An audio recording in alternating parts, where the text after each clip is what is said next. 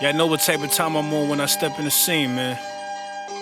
Had them bottles ready, had them sparkles ready. It's gonna be a good night.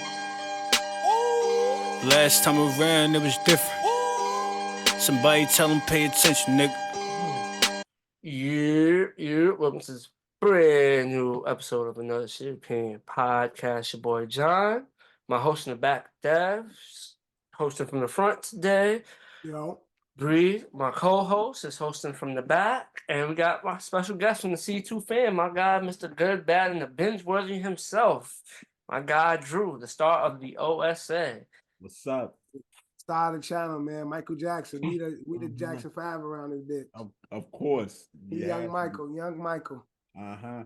We apologize for last week. There was no new episode last week. Life got in the way, so. Bro, you said that like as if somebody noticed this shit. Nigga, y'all, you gotta just keep talking. Ain't nobody noticed what no episode last week. Yeah, we got our consistent viewers that view our stuff. You gotta keep it low, like. Yeah, you don't mention it never happened. Yeah, man, you gotta cater to your fans, even if you don't got that many. You gotta cater to. Yeah, I did get like 2 emails saying like where was last week's pod. I also wrote those emails, but Oh man, so this week was full of beef. yeah. Full of beef everywhere. Yes. Oh, big pause. But damn, I don't know what they put in the air. What is what they say, like a full moon or something, like the chemtrails. They stick some shit. And they say that the Mercury is up or some shit like that. You're talking about the right, Mercury in retrograde. Yeah. Mercury and what? Retrograde.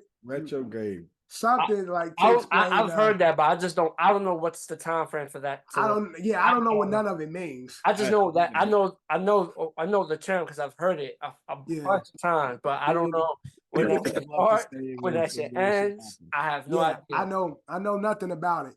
People love to say where shit happens. But there's something in the air. There's something in the air where there's a lot of beef happening in media entertainment this week. And John, take us through it. What's going on? Fire. Oh, this is the lightest of them all. I feel like people for this one, I feel like it is what it is. Like that's how he feels. Mos Def was asking opinion. He didn't say no. Drake was. He just felt like Drake's rap music is just a little too much. That's how I got it. He's just saying his rap music is just a little too much commercial for him. Yeah, that his style of music is too commercial, and commercial music usually blends into being pop. It's popularized, so blends into pop. I don't think he was trying to say Drake was whack. I don't. Why are we acting like commercial music isn't an insult? It's not really an insult. It is an insult. It is an insult. Commercial music an insult. Saying your music is like saying your music is mediocre. No, it's not. Yes, it is. Everybody wants to put commercial music out. Michael Jackson is commercial music. Michael Jackson is not. Music. No, it's not. Yes, it is. It's not. Yes, it is. It's pop music. It's pop music. It's not commercial. It's not. Taylor Swift is not commercial music. So again, it's commercial. Because when you say commercial meaning I want it to reach everybody. Yes, right. You want it to pop, popular. You want it to be pop. You want it to be digestible for all ears. And Drake has mastered that. Yes. Like he has mastered that. And so somebody like Mos Def, who is a true hip-hop historian, true hip-hop to the core, niggas like Drake, although Mos Def is a idol to Drake because Drake was a lot of boom bap early in his career, but Drake knows, just like a lot of rappers know, that shit ain't where the coin's at, and that's where the money ain't. So he doesn't rap to appease to that crowd anymore. And let's see, I guess it's true. Drake can rap his ass off if he wants to, but he just like. And nobody's ever gonna say Drake can't rap. It's commercial. If someone say your music is commercial, That's not. It's always been taken an insult. You strive to be that. You strive to be commercial. And this, so it depends on the artist. I can give you the context. I can give you context where it could be. It's usually an insult. Yeah, because that's what I'm saying. When it can be used as street an insult. rapper is trying to like make the what's the word? Trying to like break. Yeah, what's the word? We said it plenty of times. What's the word? We just was talking about it. Transition? Is it? No, it's not transition, but it's not transition. We know what the word we're talking about. Yeah. But when they try to transition to that next like step, that's when they'll just like a street. It's more of a it's more of a diss towards like rappers who are considered street because it's like, oh, he forgot where he came from. He don't rap about the streets. In terms of that, in that context, it's a slight towards. It's a slight in hip hop. It's not a slight in any other category but hip hop. But Drake does consider himself a rapper. You guys always forget that Drake does consider himself a rapper. Really? Yes, he considers himself an artist, but he considers himself a rapper first. So when you hear, go ahead. He has never done a full rap album in any of his albums. That's crazy. That's never crazy. Done a full rap album. And his what's considered his GOAT album is not a rap album. Take Care is a emo. But he would consider it a rap album. He can consider it all he wants. It's not that. We know it's not that. And we love the diversity and the range of Drake.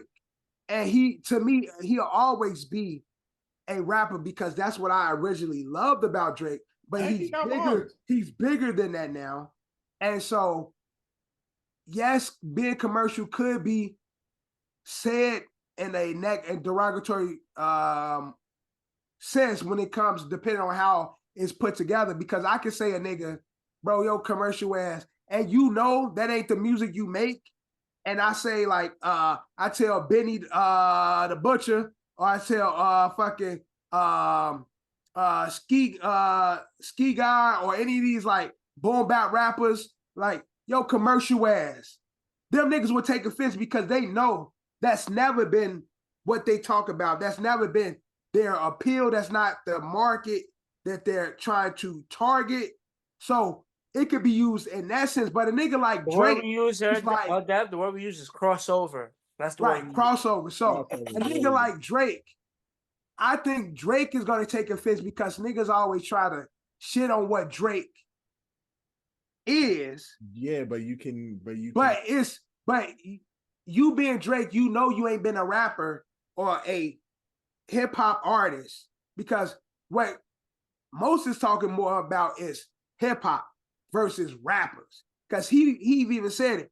I don't listen to none of these rap niggas either, because what I listen to from hip hop is something that's gonna turn our culture, something with a message. So he like, I don't even listen to rappers. I listen to hip hop. I listen to the origin, the boom bap, the beats, the breaks, the word, the songs with a message. And it's not that anymore. So for what Drake does, a lot of niggas consider it hip hop or a version or a hybrid or a sector of hip hop or rap. It's more of a hybrid. It's a hybrid. But again, Mos saying that I don't expect nothing different from a nigga like Mos Def or Talib Kweli or niggas or a little brother or niggas like that, because everything that they've ever done has been in a conscious sense. Conscious rap, that's they box. And so he tried to clear it up. He said he thinks Drake could rap, but that's just how he feels about his music. He said he thinks Drake could rap, but he's more pop, and there's nothing wrong with that though. Like, there's really nothing wrong with that. Being pop is what, bro, he's the biggest artist in the world. Of course, how could it be? Because if that's not, if you know that's not what you making, then you don't want to be called that. But okay, I'm gonna give y'all. I'm just gonna give y'all an example. When Doja Cat came out and she had a particular type of music, and everybody was saying, "Well, this is what it is. This is what it is." and Doja Cat was like, but that's not what the fuck I'm putting out.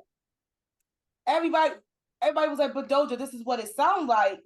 Of course, Doja was mad because that's not the type of music she's trying to, or she was making in her head. So you saying, well, it's this, and the person who's making the music is saying, no, it's not, it's that.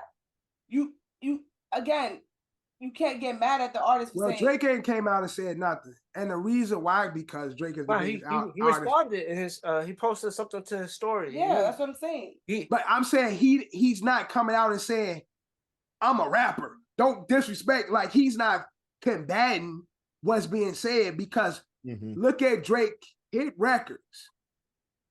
Drake knows who he is and what he does. Like, and he knows his ability in rap. We all know his ability in rap. Listen to the last album, the extra shit. Like the Scary Hours 3 shit. Hours 3. We know the nigga can rap his ass off. Like, I listen to Scary Hours. I don't even listen to the album. I listen to Scary Hours. Because that's the Drake that I love. I put all the Scary Hours in. It's too many songs. It's too many songs. It's too many songs. I have to make a new album in order to. Not Scary Hours. Scary Hours. If you get all the Scary Hours, this is just 11 songs.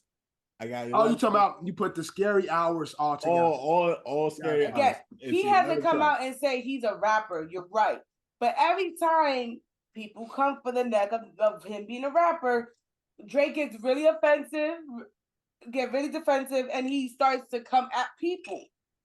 So again, that should be insensitive. This is being sensitive. Nah, it's not him being sensitive. If you have a work of art that you're doing and you feel like this is what you are, and people are saying this is not what you are, yeah, you're gonna be sensitive to that. That's like Flo Rida saying he don't make pop music.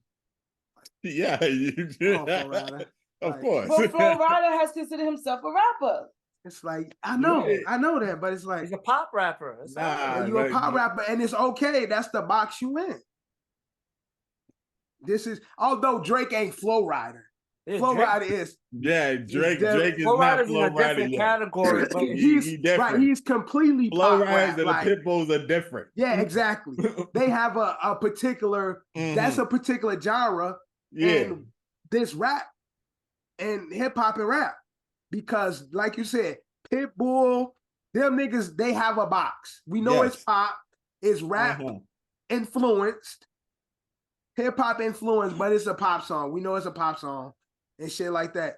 Drake has mastered all genres. Drake got into his head that people think that he's labeling him as Flo Rida. That's what Drake got to. Like, I'm not a Flo Rida. Flo Rida can never be Drake. Drake can never be Flo Rida. Yeah, that's what Drake thinks. Drake thinking niggas think I'm Flo Rida, and that's what is getting him. And no, niggas think you are the greatest artist, one of the greatest artists of today. But in the hip hop, when it comes to this small sector or genre in music, which is hip hop, them niggas ain't gonna respect your pen when you don't consistently do it. Although we see your potential and shit, that's like the nigga who come to the rack and shit and be hooping every other week, but when it's time for the tournament and shit, you don't want to play. It's like, nigga, we know you can hoop, but we don't respect your game because you ain't out here balling with the niggas who's balling. You don't consistently play ball. You over there chilling and doing steps and shit. So, although we know you can do it, we respect the fact that you can do it. When we have these hip hop conversations, unfortunately, you'll always be somewhat slighted because you don't consistently do it. Yeah, you do. You just do it enough. But you just do it enough for us to respect your pen. We respect your pen. Yeah. Like, ain't nobody gonna ever argue that Drake ain't one of the nicest niggas doing it. It's just like, we want you to do it more. We want you to be melodic and mix all that shit together while rapping. But you sing songy, you play the pop game where it's like, I need to find a catchy, something that could be retweeted. I need to have a pop bridge that that's easily digestible. And there's nothing wrong with And it. there's nothing wrong with it. It's the game. But again, you can't be playing the game and then be upset when the niggas on the side like, I don't respect, I don't play that game. Like it is what it is. Drake, you're not a street baller. You're an NBA player. You're Exactly. not a street baller. It's exactly the street ballers. Niggas be like, yo, you can't come out here. And although we know you can ball, but you don't come to the fucking rec that much. You don't come to the park that much. Yeah. So when we having these conversations about the street ball legends, you don't come up. Yes. Mm-hmm. It is what it is. Although the way he said it was like sarcastic, like Target music and shit like that. Cause shit like that, you say shit like that. I mean, Target, you just shocked me. Wouldn't you like to have your music play in Target? I would love it. But when people put shit like that, especially for somebody who does black music, it's like, bro, you trying to minimize my music. That's what it is. Like it seems as though you're trying to minimize it. And then his very like sarcastic undertone, shit like that is what makes it somewhat of a diss. But the whole statement of, I look at Drake as more a pop, you can't be mad at people for saying that now, as Drake, as we've seen his career flourish and his discography in the last 10 to 15 years, it's been every genre mixed in. He's done the Latin music, he's done the West Indian music, he's done the Caribbean shit, he's done a lot of other shit other than the UK shit. The UK shit, other than the hip hop boom bap that he once used to do with a new school feel. It is what it is. Drake shouldn't feel no type of way. Yeah. Because you the fucking biggest artist in the world. And I know most of them know that you that nigga. Yeah, exactly. But when you having these conversations, there's going to be a bunch of niggas who say what Mo say. Like, yeah, we don't really talk about him when we... Nigga, they put you up there with Kendrick and J. Cole, nigga. You still get mentioned with the juggernauts, who's just straight rapping. You good, nigga. Like, and you still in those conversations with those guys. So it's no slight. You just big as hell. And I respect Drake for being as big as he is. It just most of motherfuckers on this pod, like, how often are y'all listening to new Drake? How much spin is he getting anymore? Let's be honest. We know how big he is, but how much are y'all congesting of this new Drake? He personally, he gets to spin when he puts something out. I'm like not constantly listening to his music like that, but yeah, he just put out his album. His last album ain't that old. How long did that live in your discography? How long did that live? Like about 2 weeks.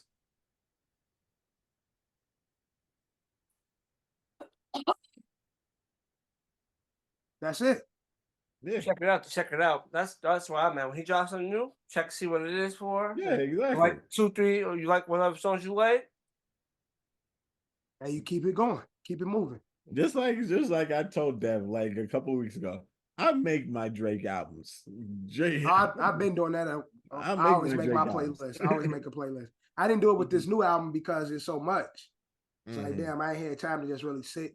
Like, nigga, I made classic Drake albums that my Drake album's a classic, nigga. Fuck what Drake trying to play. My Drake album's a classic. Look, respect to Mighty Mos. Respect to Drake. Yasin Bey. Legends in hip hop, both of them. But again, that conversation gonna always come up with Drake. When we look down the line, Drake ain't gonna be like, that's always compared Drake and LeBron. It's always like this asterisk next to them. The OGs don't respect it. The young boys is like, y'all niggas too old. And there's gonna be those conversations all the time about who's the GOAT. And you in the GOAT conversation, Drake, so there's nothing to be mad about. All right. But keep the beef stew pot going. This is whole bunch of stuff talking about the old G's, old beef reignited.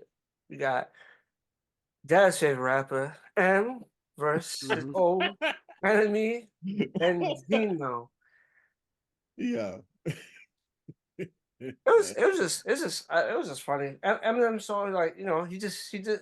It was just light, play around, light, boom. Yeah, M does these little punches Because that he what you does. gotta say, I'm not gonna lie, Benzino be doing these interviews, obviously, because he got into it with one of the biggest, rappers. Right. They constantly ask him, and sometimes, it's part of Benzino's story, but every now and then Benzino will let a shot or two off, and he's in these interviews. Like he'll say something like, he'll slip here and there. He'll take a jab at him, or he'll say something. Or when it's quick for something like, it's like an M topic, and they get him to talk. Right? Obviously, you get him to talk because of the history, and he's quick to talk. He be taking it. He be taking his shots. He be doing. He takes. M supposedly, I didn't listen to the whole song M because like as soon as I put it on, my nose started bleeding. I don't know why. My nose and my ears started bleeding. So I'm like, for my own health, like I had to take it off. Like I had to take it off.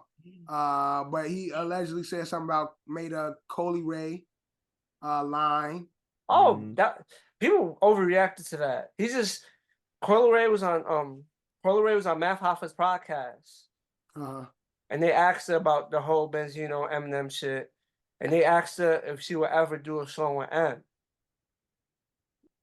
Polaroid, you better do that song with M. And she said no, but then she said, nah, I wouldn't. She said, what you call it? She would have to talk to her father first. First, she dubbed it. Then she said she would have to talk to her father, like go to her pops and let her know like what it is. But for the most part, she was still leaning towards not doing a record with M.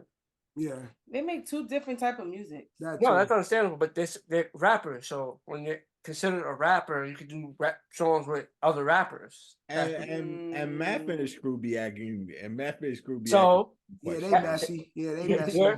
That was said, and then obviously M probably heard that, and then he dropped a new song dissing her dad again. So he basically said the chances of them doing a new song is in the toilet. Yeah, that's all he said. Like they're not gonna do they're not doing a song together. That's all he said. Yeah, I mean, beef is old. Both of them trash. And so I really, unless these niggas gonna fight, like square up. Although Benzino got a big ass neck, so I don't know. Bro, well, obviously, Eminem trying to punch his neck, he gonna break his hand. Benzino big head ass. But if they ain't gonna fight, man, I don't want no parts. Although I did like one line from the Benzino track. I sent it to John because it was hard. This nigga said, what this nigga Benzino say? He got him. He said, the truth. This square didn't even circle the block for proof. Ooh, the truth. This square didn't even circle the block for proof. Truth, proof, his friend, the truth. This square didn't even circle the block for proof. That's a fire line. I ain't gonna look. That's a fire bar. Yeah. That's a well put together bar. See, John, that's how I like my bars. Put together. Not see, and would have said, the truth is Ruth, double Loof, and get proof and the booth with a tooth. That's M. That's how M rap. With a tooth? He gonna rhyme one word a million times. You didn't listen to the diss record because that's not how I tried. If John, you want me to die? You want me to die? Yo, my eyes start bleeding in my ears, bro. You want me to die? Oh my God. I'll go, John. If you want me to pass, bro, I'll go listen to the record. Well, he doesn't rap. I'm just telling you. I ain't gotta rap fast. It's just the way he put together his lines. The truth is Ruth told the booth that loose is loose from the Coop. Coop DeVille, for real, I feel my steel will kill a million mil. Like that's how he rap. He And does that's not nothing rap like how the song is. He is not rap. He does Match my hat with a cat, and the bat came and I snap, trap, rat, raggedy rat. Like that's how the nigga rap. Yo, But I'm That's just so saying, far from they true, both- but it's okay. they both ass. And if they ain't gonna fight, nobody cares about this beat. Shout out to Cole Ray because I actually like Cole Ray. She always come with one every year. I'm waiting on her one for 24. She'll You get just dropped a one, new song now. but it ain't the one. So I'm waiting for the one. Well, She be okay. dropping records, She but just dropped that, but that has just dropped one. so Koi, shout out to her. She doing her thing. I don't want to see her do a record with either one of these bums. But yeah, if they ain't gonna fight, I don't give a fuck. Even one of these bums, one of the bums is a daddy. Yeah, Yeah, big bum too. Now let's keep that pot, the beef pot stirring, because yeah, it keeps on going. Now we went from the OGs. Now we got Nicki versus Meg. Give it up for the lady. Well, it's technically Meg versus the industry because Meg came at a couple of people on her record. She Yeah, was with his. talking, so she came at a couple of people on her record. But obviously, then Nicki responded. The Barbs have been heavily invested in this beef between the two. The bars have unleashed the barbs. Barb's got to be real with themselves though. Why you shit say was that? bogus. That shit was trash. That shit was bogus. Oh, Nicki, I didn't hear Nicki response. So. Bigfoot, bro, that shit is trash. It was bogus. I don't even think she really wrote that. I honestly feel like she just went in the booth on some drunk shit. Like she sound like drunk auntie. Bigfoot, I got a Bigfoot. Bitch, I'ma get the bit. Like it sounded like an unfinished. Like it didn't sound finished though. Like right, it sounded like her drunk ass went into the booth and just did whatever and pressed play. That song is trash. And Nicki, you are, to me, the greatest hip hop female. To me. So when you do dumb shit like this, it just tarnishes the legacy. Because although I'm not the biggest fan of, I wouldn't say I don't like Meg, but I'm not the biggest fan of her music either because I think she's trash. But his shit is better than this Bigfoot shit. Not only that, let's not take into consideration that because of the rap that this song and Nicki giving the address it was leaked the address of Megan's mom's funeral. So that's the Barbs. They be doing dumb shit like that. Yeah, her grave where she they laid her to rest. The family. Yeah, that'd be the Barbs. That'd be the Barbs doing dumb shit like that. It does, but why even mention her dead mother when she did mention her in the song. When your father just passed away? Like I don't understand. Like and your brother Booty Bandit. Yeah, that's goofy shit. I thought her brother was a pred. No, one of them, Pedo, Booty Bandit. She right, Pedo. Well, you could be. That could still be. You could be both, right? That could be both. Yeah, you can be both. Yeah. Yeah, but again, it's in bad taste for Nicki. I don't think this was, especially with she's just dropped her album that's done well. I understand what you're saying, but in that same token, Meg did come with that line that was addressing her husband. Yeah, but her husband's still alive. That's true, but her husband's still alive, and it's not like it's not public record that her husband is a rape. Been accused or arrested on rape charges. Well, he's on the pedophile list. No, he has registered offender. Sorry, yes, he's on the registered offender. So it's not like that's not public, like announced, and it's not public. You could go right now and I could look up his shit. That's not the point, John. That's an easy. Unfortunately, that's who you married. That's who you fucking married, and that's gonna always be what people come for, because that's who you fucking chose to be with, right? But your mom passing, you have no control over that. That's not something to joke about or laugh about or even put in a diss song. That is out of people's control. But your husband being a sex offender, that's your choice. You chose him. Could have been with me. Games, I guess. Yeah, that's what a lot of motherfuckers' excuses would be. When you can't tell somebody you can't tell hurt people how to hurt people, right? So if you say something about me or my peoples, I could take it up if I want to because you initiated something with me. So you could say your son is ugly or something, but I could say your mama fucking blind. Like you get what I'm saying? Like I could take it up. That's how most people look at it. Like Nicki is within her right because you brought up something about her peoples first. Now you can't tell her like to censor what she says. But I hate that. I hate that one. That's how people gonna look at it. Like, we all know because you can't really just like Sabrina said, you can't like truly mesh the two. Like her mama is dead. Dead trumps.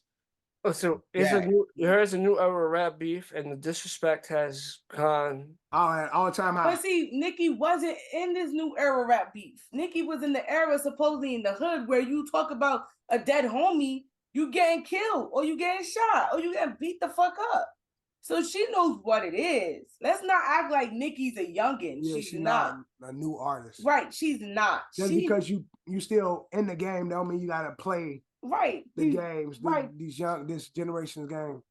Like, let's cut that shit, John.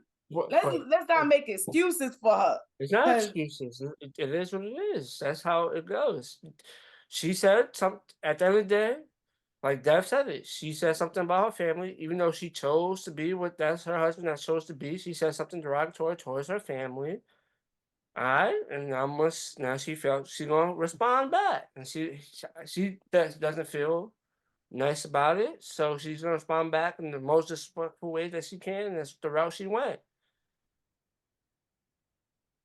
Yeah, it's unfortunate, man. Do I agree with it? Do I agree with it? No, they were just hanging and rocking, last year. That's women. I just don't know where it left between. I thought they was good. That's what I'm saying. Yeah. They were just both wearing green leopard print and shit together, with red hair together and shit. Like, that was a couple of years ago. Bro, that shit ain't that long. Yeah, a couple of years ago, like let's say like 2 years ago, you can stop being friends. That shit was before WAP. I don't know. I can't exactly remember. Nah, that shit was dead before WAP. I don't know if it was before WAP. It was. That was what? That was Hot Girl Summer? Or...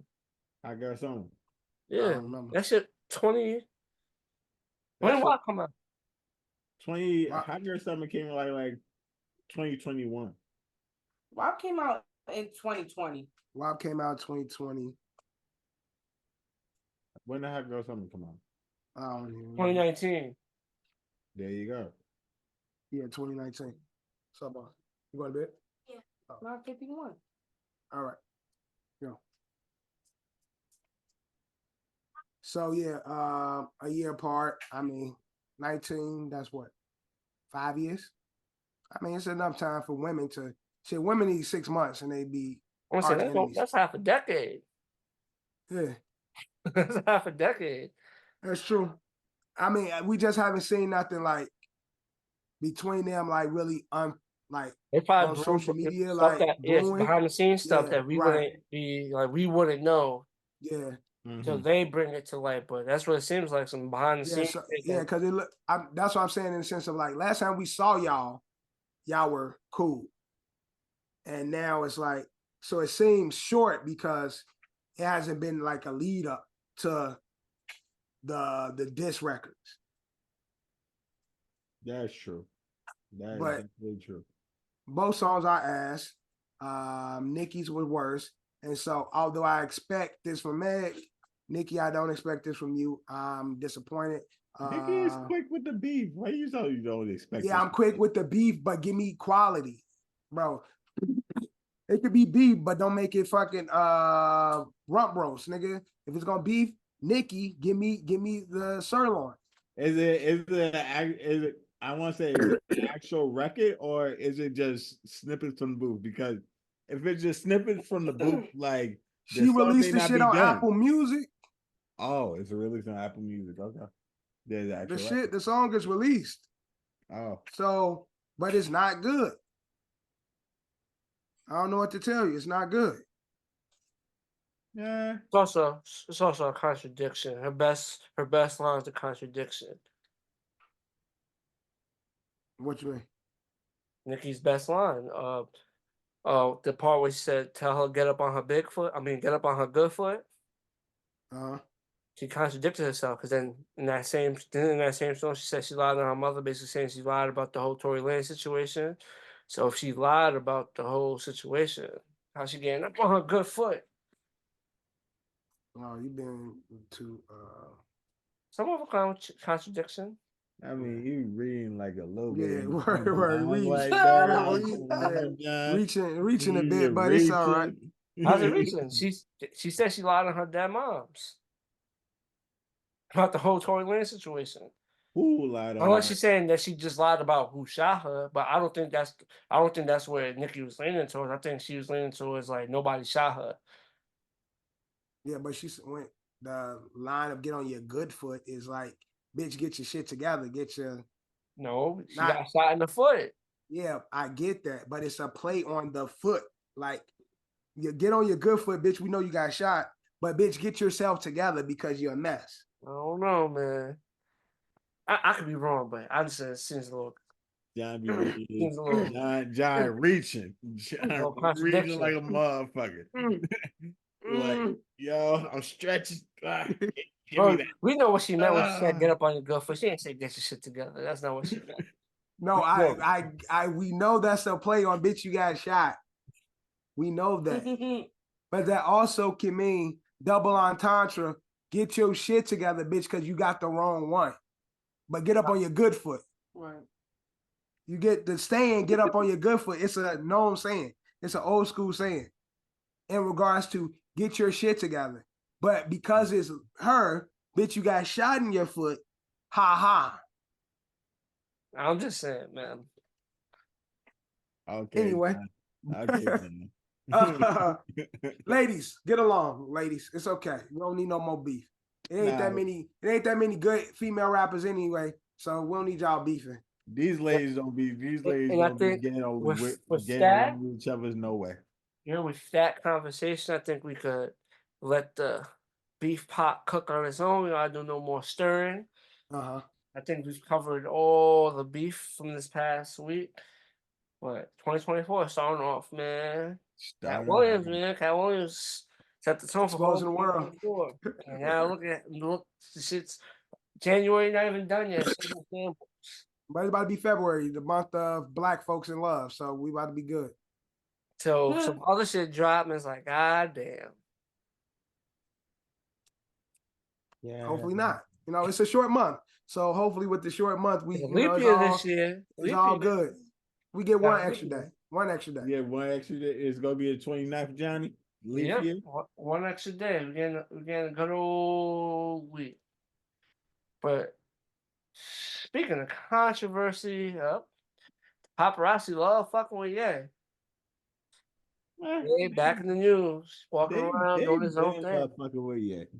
He's back around doing he just be walking around. You know what? It's always funny to him just randomly walking around places. You know what?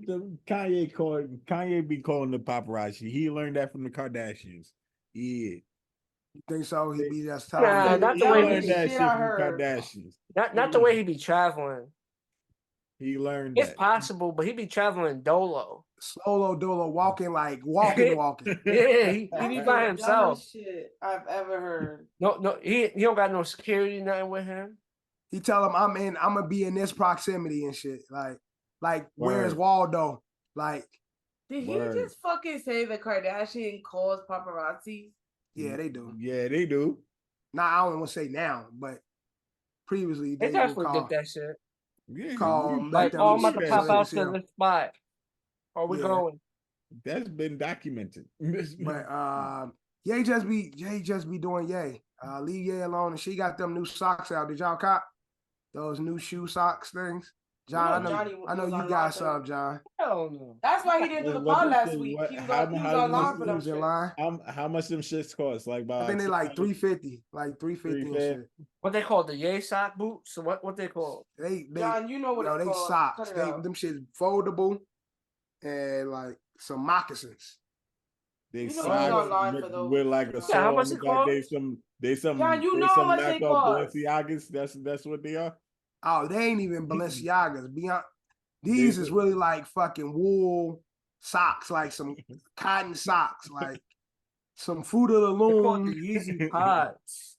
Yeah, Yeezy pods. Them shits is literally socks with a rubber sole on the bottom of it. Yeah, the Balenciaga shoes. No, at least the Balenciaga actually got a full sole. There's some shit that they glue on a bottom of some Fruit of the Loom cotton socks, like some sticky shit. Like there's some slipper socks. Then Johnny's not gonna want to wear them. Word, like some real. Well, everybody. Drew, you would. There's some slipper socks. That's have you seen them before? Nah, I haven't seen them. Just Google Yeezy pods. Yeah, YZY pods. Just Yeezy pods. This nigga look barefoot. He be outside wearing them. And he look, that's why motherfuckers be thinking he be walking out barefoot, but he got on the Yeezy pods. Yeezy pods. They look like long ass socks. Yeah, those some long ass socks, dude. That's some slipper socks. I got some slipper socks up in the crib. Nah, he just remodeled the hospital socks. Mm-hmm. You know, the hospital sock just got the 3 lines and shit. He just put a full bottom on them shits. Yeah, I can see. I'm zooming in right there. He creative, but he said he creative. He creative. But yeah, so Ye just living his life though in Hollywood. He ain't bothering nobody. He's showing up to his kids. He was wearing that fucking mask over his head. So it's like, oh shit, that must be If you look, and he a weird dressing nigga, and his wife be looking weird. They both be looking like stand out. And so the paparazzi asks about his wife. And with a camera in his face, and y'all already know, he gonna hike your shit. Like that's Ye. Don't put no phone in his face. Don't talk about his woman. Or he gonna hike your shit. That's Ye. Mm-hmm. But it's crazy. He just be going on walking missions. And then y'all see he was fighting with a nigga on his DM. Some nigga said, I want the old Ye back to Ye, and he went crazy. He wild on dude. Fuck you, nigga. I ain't never gonna be that person again. Like, nigga, you don't want me to change. You don't want me to grow, nigga. Like, he was going in on Buddy. Nigga. Buddy just responded like, I love you, and then stop talking this shit. Like, motherfucker, what you want? But the truth is, why can't people say that? You used to make a type of music and that I fucked with and that I loved, that I grew up on, that inspired me to be me. Nigga, and then you drifted off that and now you want something new. I want that old music back. It's not like I'm saying nigga go back to being just a bum ass nigga. I'm saying I want that type of music back. He's in a different phase of his life. That's the thing. He was in a whole different phase of his life at that time. Okay. But it wasn't like Ye was rapping about bitches and hoes. Ye was rapping about God and family and money. I mean family. Don't rap about God. Still rap about family. It's not. He doesn't rap about family. You do. He raps. He raps about dissing his ex-wife 100%, and her whatever dick she getting dick down by. The disconnect is obviously for a good period of time. His mother was around, and then this the pre-Donda Ye and this post-Donda. And again, I want Oye back. I want the soul samples. I want the feeling. You can still Johnny's so up Ye ass, he can't realize that there's a difference. I just said there was a difference. I said it's pre-Donda and post-Donda. And I'm telling you, as a fan, you post could want Donda is whack. It doesn't have the same feeling anymore. Because It seems he don't more got the same controversy. feeling no more. Damn, John. He has the same. It just feels like every song is controversy. Every song is a gimmick. Every song is it doesn't have the same feeling of when he first came out, John. It doesn't have the motivational part of it. Yeah, and what John is saying, he's not that guy anymore. So he's not a motivational person. No, in the sense of the way he put together the music, He who he was at the time influenced how the sound was. What he went through altered him as like a life event took place, and it has altered how he goes about things. It's just reality. It just altered. That doesn't mean it's a good thing, John. It doesn't have to be a good thing, but it's like people want him to do that is difficult. His whole world changed. You can't just rewind it back and act like what happened didn't happen. You can't alter that. That shit, it was something out of his control, got altered, and then now he moves a little bit differently. You gotta understand that passing plays a pivotal role in how Ye acts. Ye started drinking probably way more than he was beforehand. It's just that's what happened. John's probably right with that. And he mentally ill too. And true. He's diagnosed bipolar, so like he was that. Maybe he was that beforehand, but he wasn't diagnosed that beforehand. That's because you ain't got nobody in his circle like Donda, who, although allowed him to be arrogant, but always checked it. Like there was always probably his most stable support. Like no matter what, he was his most stable support. He probably doesn't. But as a fan, again, unfortunately, yes, everything you said is true. But again, you can still aspire for that feeling again. Like that's how I look at it. Like, yeah, I know you went through, your life have changed, but I just hope that at some point you find a space where creatively you could give me that soul back. Because although 808s and Heartbreak, My Dark Twisted Fantasy, and Life of Pablo were good albums. I like Life of Pablo was decent. It's definitely decent. I didn't really like 808 Heartbreak, but My Dark Twisted Fantasy is a great album. I love 808s. I love both of them albums. Those are all Post Down there. Those are good albums for Post Down.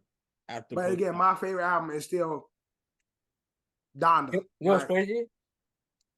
Donda. You saying the Donda era? The Donda era. The Donda. The Donda. I was gonna say, that's arguably when you go back to look at his work, Graduation, Late Registration. Yeah, those are my albums that I frequently go back to.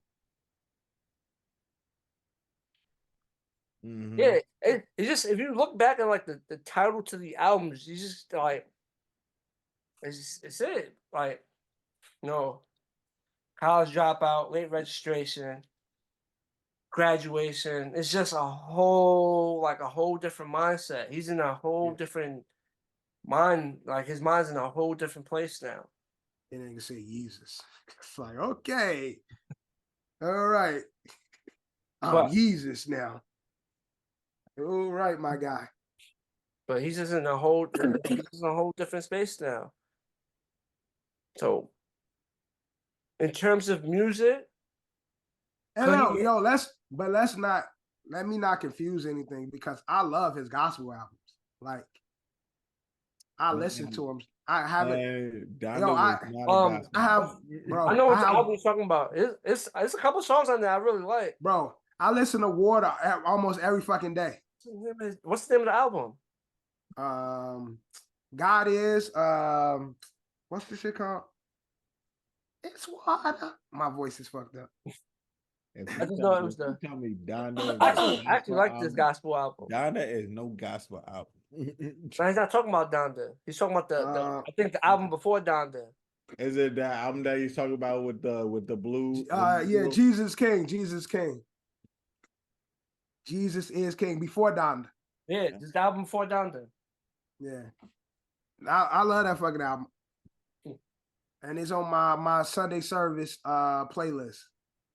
So the shit with the blue fucking shit, yeah. Vinyl on it, like the blue vinyl. Mm-hmm. Actually, I liked a few songs on that. But shout out to Ye. And Paparazzi, leave my guy alone. How about that? Paparazzi ain't fucking never leaving that famous. guy alone. Oh no, they not. They definitely not. Of course not. When they see shit like that, it's like, oh yeah, we can't wait to see him again. But see, the only thing is famous. No, of course paparazzi gonna do them, but there's paparazzi who solely is there to antagonize. Yeah, they know who they antagonize and poke after. Yeah. Because it's a lot of celebrities, yeah, they get tired of paparazzi being in their face and then they black out. But they gonna ask Ye the annoying questions to get a reaction. Of course. Because he gives them reactions. Right, they know that. So, but yeah, he's a man with a mental condition, right? So obviously you're gonna get a reaction. John, don't do that shit. Don't piss me off this pod. Don't do that shit. Don't throw that in there. He's a guy with mental issues, right? Like,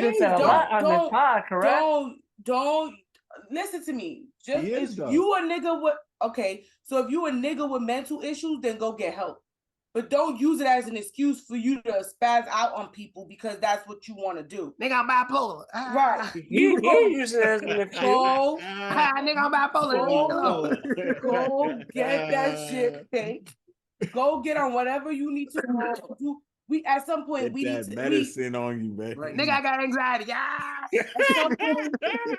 At some point we need to stop blaming his mom's death for the way he acts. And I've been saying that for the last few years we've been talking about Ye. At some point, Ye gotta take responsibility for his actions and the shit that he says. And we gotta stop putting it on, but he lost his mama. Like, yes, that could change you and that could mentally fuck you up, but at some point you gotta take responsibility for the way you act. It cannot always be I've been through some shit, because there's niggas out here who's been through some shit. Who've been through some real shit. I always put it on bipolar. I don't put it on his mom's anymore. I always put it on bipolar. But at some point, if you know you got bipolar and you've been diagnosed with it, then you go get it fixed. You can't keep putting shit on that either. Bipolar can't be fixed. It's like a long-term illness. I mean, go get medicated. Go put yourself in. Ye be doing his own thing. Nobody knows what Ye be doing. The only thing I can say for Ye, though, in his case, is literally Ye be by himself, random, just about. So it's not like he's out antagonizing people or like being aggressive in a sense of where he's like, you see people who have mental disorders, whereas because they're chemically imbalanced, they are about and being like, I wouldn't say crazy, but you know what I'm saying? They're unstable. Like they are aggressive. They are, approaching people. They doing shit like because of their chemical imbalancement. Ye do be leaving people alone. And then from there, based on the disrespectful or what he might deem as disrespectful comments or them antagonize him, then he responds. So it's usually a response to shit. It's never really him like, does he not have more to lose than those fucking paparazzis? Oh, they know that. Right. So and he knows that. So at some point in your head, you gotta take responsibility and let these niggas just rock out. Cause you got more to lose than they got more to lose. And so my problem with Ye is always the fact that because they already say you crazy and they already say this and this and that about you, you being able to walk away is you being able to walk away. It's okay. You don't gotta spaz out. You don't gotta do all that extra character shit. Like at some point we gotta stop making excuses for Ye. Yeah, he be by himself. But nigga, they're gonna come for you. These paparazzis are gonna hit you. At some point in your head, you just gotta say, yo, I don't give a fuck. I say what you want to say, I'm gonna walk away. I'm gonna do me. But he doesn't do that. Yeah, he never does that. And so responsibility gotta be taken. Yo, mental health is a real thing, man. If you got any issues with your head and your mind, go see somebody. You know what I'm saying? Seek help. Yeah, seek help. I'm crazy. John upset. He don't like when we talk about his nigga Ye like that. I'm not upset at all. John be ready to curse. He be ready to curse us. Well, curse me out when I be talking about his nigga Ye. Crazy is and crazy does. Yeah, because he loved him some Ye. That's crazy is crazy does. We got another crazy motherfucker in entertainment right now. John's favorite socialite and rapper, Chrisean Rock. Chrisean, whatever her name is. Chrisean Rock. The baby mother of Sir Blueface. Allegedly, didn't he say that wasn't his kid? Yeah. They got the test back. That is his kid. Well, that nigga, he a dumbass though. That nigga just acting right. No motherfucking test can say 100%. Blueface be like, nah. That nigga I'm just saying the test. She's showcasing her love for Sir Blueface while he's locked up by getting his face tattooed on her face. Yo, this is what I think. Blueface got that R. Kelly mind control over that girl. He does. He got R. Kelly mind control. I mean, crazy is crazy does. Like I said, John. I don't know. That's why I said crazy is crazy does, and you got a crazy motherfucker talking. But John, could you ever love somebody enough for you to get they face tattooed on your face? No. Yeah, he does. It's Kanye. He said you gonna get Ye face on your face. That's crazy. John gonna get a Yeezy pod on the side of his face. Like, why you got this tattoo on your face? You heard the new teardrop, the Yeezy pod right here. Even like, not to be on some like some sentimental shit, but God forbid you lose a loved one. Can you get a loved one's face tattooed on your face? No, bro. No. Give me the like the arm and shit, forearm. You got arms, you got arms, you got legs. Drew, you got tattoos? No. We gotta back up. Drew, you got tattoos? No, I don't. Johnny, you got tattoos? No. See, it's hard acting niggas who don't have tattoos. Yeah, I'm a nigga with tattoos. I'm not getting nobody face tattooed on my face. You would have get my face tattooed if God forbid I was to pass away, God forbid. Right here, big shit right here. But you wouldn't get it on your face, not even on your neck. No. Not on your neck. Hold on. Neck tattoos is a little sassy for me, but I'll get big joint right here. I'll probably get a forearm, I'll get a chest, I'll get a back. But nowhere where it's on the seen. face, man. It'll be seen here. But you half of the time your arms are covered up when it's wintertime. So from the months of November all the way to like I'll say April, your birthday, you're gonna be hibernating, and then summertime you're gonna be lit. You be hibernating. Outside. That's some dumb shit. Sometimes we outside, sleeves up, boom. That's some dumb shit. Motherfuckers gonna see. I would get you tattooed on my neck. You crazy.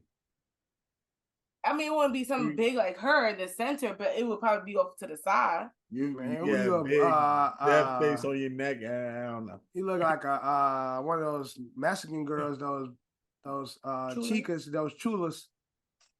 Might as well get some black lipstick and black fucking eyeliner and get a fake.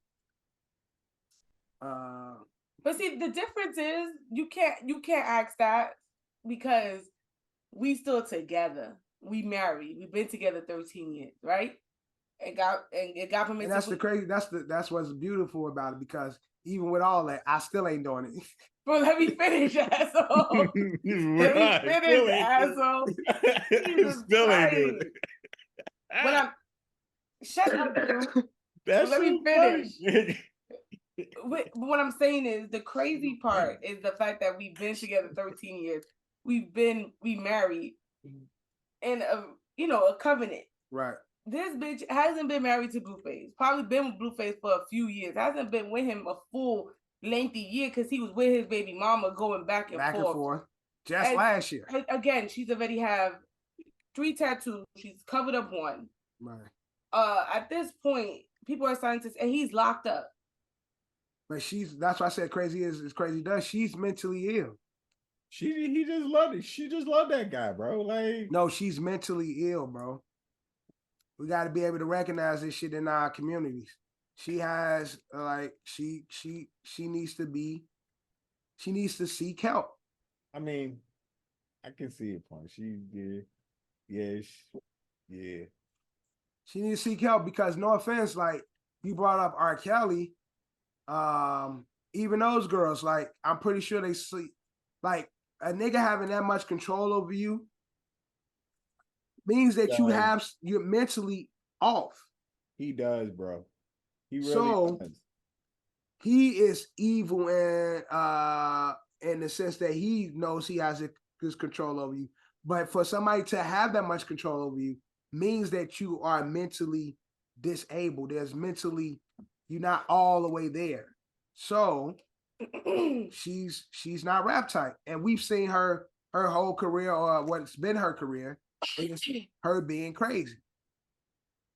And it's just adding on to what we already, to the craziness we already think about her. This just highlights it even more and shit. So it's like, for the sake of that baby, I just think she needs to seek help. That move. That fan began to people, man. Move back into the crib. Wow. I read somewhere on TikTok she lost 400,000 followers off of this. So it ain't benefiting her. It really isn't. She's losing followers by the day. People are tired of this gimmick shit with her. People tired of the violence. Right. And so at this point, I don't know if it's for the views, because at this point it's backfiring. It's not a gimmick, bro. Like this is what she is. It's a gimmick. It's a gimmick, but I'm not sure if it's a good gimmick anymore or a bad gimmick. And that's just the truth about it, Drew. I don't know if this is a good gimmick or is this a bad gimmick at this point. Because now it's getting to a point where she's losing views, she's losing followers, and again, this is her way of her money. So again, it's not becoming beneficial to her. So at some point, something got to click in her. That's why I said she's lost. She's mentally not there. She need to seek help because, again, this might have started off as a gimmick, and it was social media and YouTube and all that shit. They were getting coins from it, but at this point, she's lost in it. And this nigga has the control over her mentally, whereas what was a gimmick has become the lifestyle.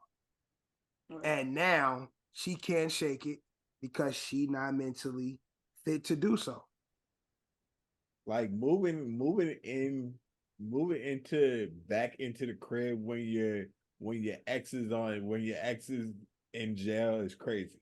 Just that is crazy in it of itself, bro. Like, but he a nut too. So I said it again. If you need, mental health, we need, as color folks, Black and brown people, we need to take mental health more serious. Seek help, seek assistance. It's okay to get therapy.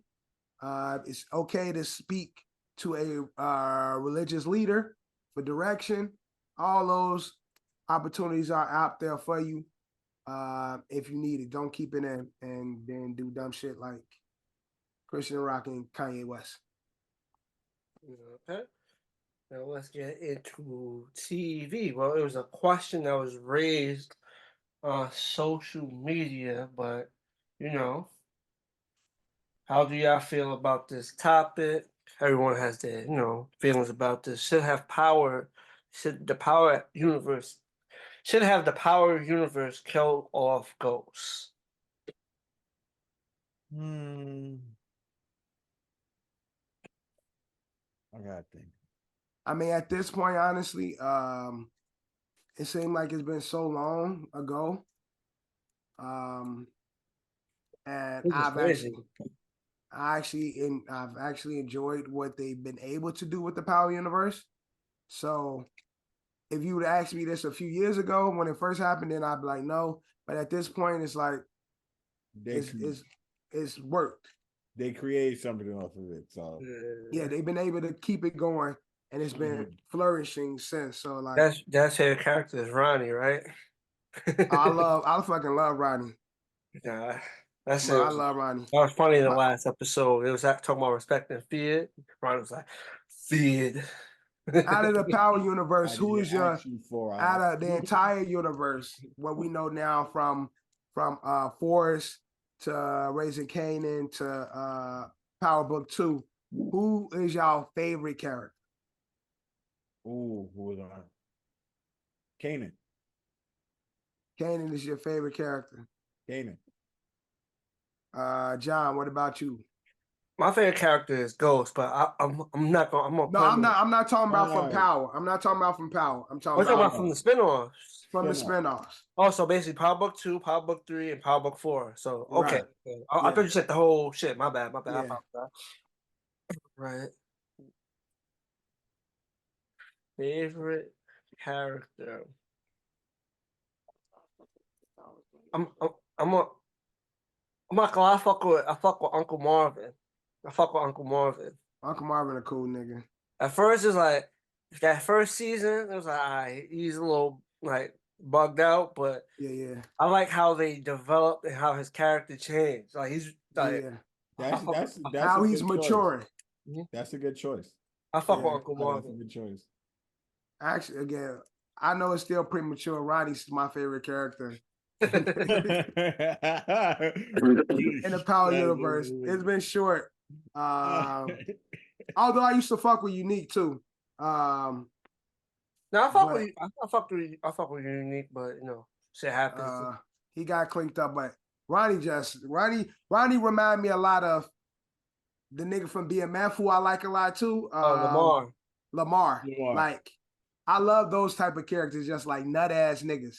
And so, yeah, I fuck with those type of characters. But again, going back to the question, at this point, it's been so far removed from Ghost. I don't even really miss it. So it's like I'm good with where it's at. Especially with the development of Raising Canaan, like because Raising Canaan is my favorite of the spinoffs. And so I like how that's developing. And Power Book 2, it be reaching sometimes, but they always find a way to put it together good. Forrest, I don't really got much to say about Forrest. I ain't the biggest fan of Forrest, but yeah, I'm happy with that's where one that just feels like it's just on its own island. Doesn't really connect. It is. Like, it don't connect with others. It hasn't really been connecting. Yeah, that's a fact. It's like its own standalone show. Yo, Dev, is that a real depiction of Chicago? No. Them niggas, bro. It be so many contradictions on that show when I be watching and shit. Like, yeah, a lot of them niggas, like Buddy, couple of the actors is from Chicago. They real Chicago niggas. So some of the shit they say is real Chicago shit. But like I told John, the drug shit threw me off. Like with bro young, like doing the needles, bro. That don't happen. It doesn't happen. Bro, he was already had a drug problem in season 1. It don't matter. You don't go there. You don't go fucking heroin. You don't go crack. You could be a pill popping, meth head. Shit, you could be a K2 head before you fucking doing heroin. Listen, when you hooked, you hooked. They don't do hard drugs in Chicago? What you talking about? I'm saying the development of his character going to heroin, being a gangster drug lord. Bro, that shit in this era, it don't exist. Okay. Wow, niggas do be junkies though. They be junkies, but it don't be heroin. Like a young nigga. Heroin's not how it used to be, basically. That's what you're saying. It's right. That's what I'm saying. In these times, Niggas ain't doing needles. Niggas ain't doing heroin. Niggas will do lean all day. Niggas will pop pills all day. Niggas will lace their weed and put all different type of colorful shit on their weed. But to fucking do heroin, it's like, nah, bro. It don't unfold that way. Nah, bro. You seen that video? That one strip in Philly? Oh yeah, that's a fact. Bro, Kensington on is camera, full of heroin heads, full of crack Yeah, heads. but I'm pretty sure them niggas weren't no drug lords. no, bro. You get hooked, you I get mean, hooked.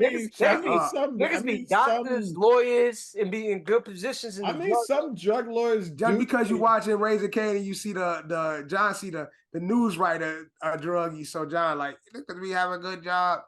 Bro, I'm saying for Chicago, if you a gang banging ass, drug dealing ass nigga, you gonna be a pill popper, you gonna be a fucking weed head, you gonna be a motherfucking meth, promethazine, all those fucking dirty Sprite drinking ass nigga.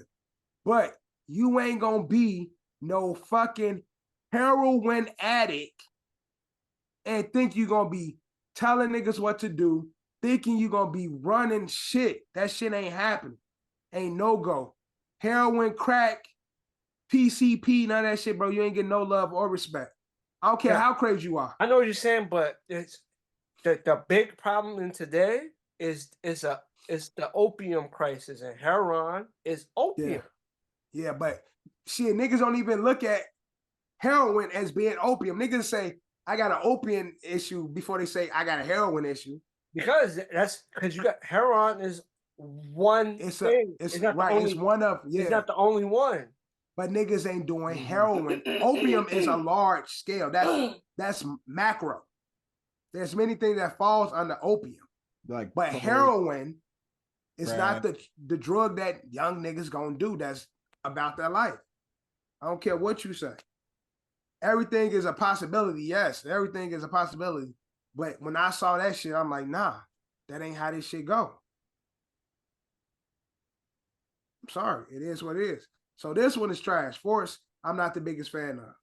But everything else is pretty good. So I'm not mad at where the university went, and I don't miss Ghost. Like, at this point. Okay. Because they've done enough good quality show and content where I don't need Ghost anymore. Character. Yeah, exactly. It's not like the shit's so bad. It's like, yo, why they kill Ghost? Like, because it's been so bad since. No, it's been good for the most part. So I ain't mad at it. Also, that's another nigga I like a lot too. From Power, Book 2. The nigga who be doing who took Tyreek Carr. 2-Bit. 2-Bit. I fuck with 2-Bit too. That's my nigga too. I like 2-Bit a lot. Like 2-Bit my nigga too. I like slimy ass niggas. That's hilarious. I fuck with Tate, Congressman Tate. He be funny on that shit. Yeah, because he a snake ass nigga. Like, look, nigga, I just want my money. Yeah. But Rock be also one of my favorite characters too. Now Rock is one of the. I think low key, Ghost is gonna win the game from her if they ever introduce Young Tommy and Ghost. Yeah. I think he's gonna win the game from her. And I can see that more than what Kev was talking about. Kev talking about they learned the game from Ronnie. I'm like, they ain't gonna learn the game from Ronnie. They might get introduced to the game through Ronnie and Kanan. But the way they move, like older Kanan kind of moved like Ronnie though. Right. Older Kanan moved like Ronnie and Rock. So that's what I'm saying. Like, I can see what you saying more than what Kev was saying. Mm-hmm. Like, because of the mannerisms of Ghost, how he moved like a boss, sophisticated, big thinker. Mm-hmm. I could see him, Rock taking him under her wing. Especially that one scene when she finally caught the Spanish chick, Juliana, when she finally caught her, she was like, yo, I'll take a loss She was like, I don't lose often, but when I do, carry that shit. Cause I'm trying I ain't trying to lose again. It's all mental. That whole shit, I'm like, yeah, that's some ghost shit right there.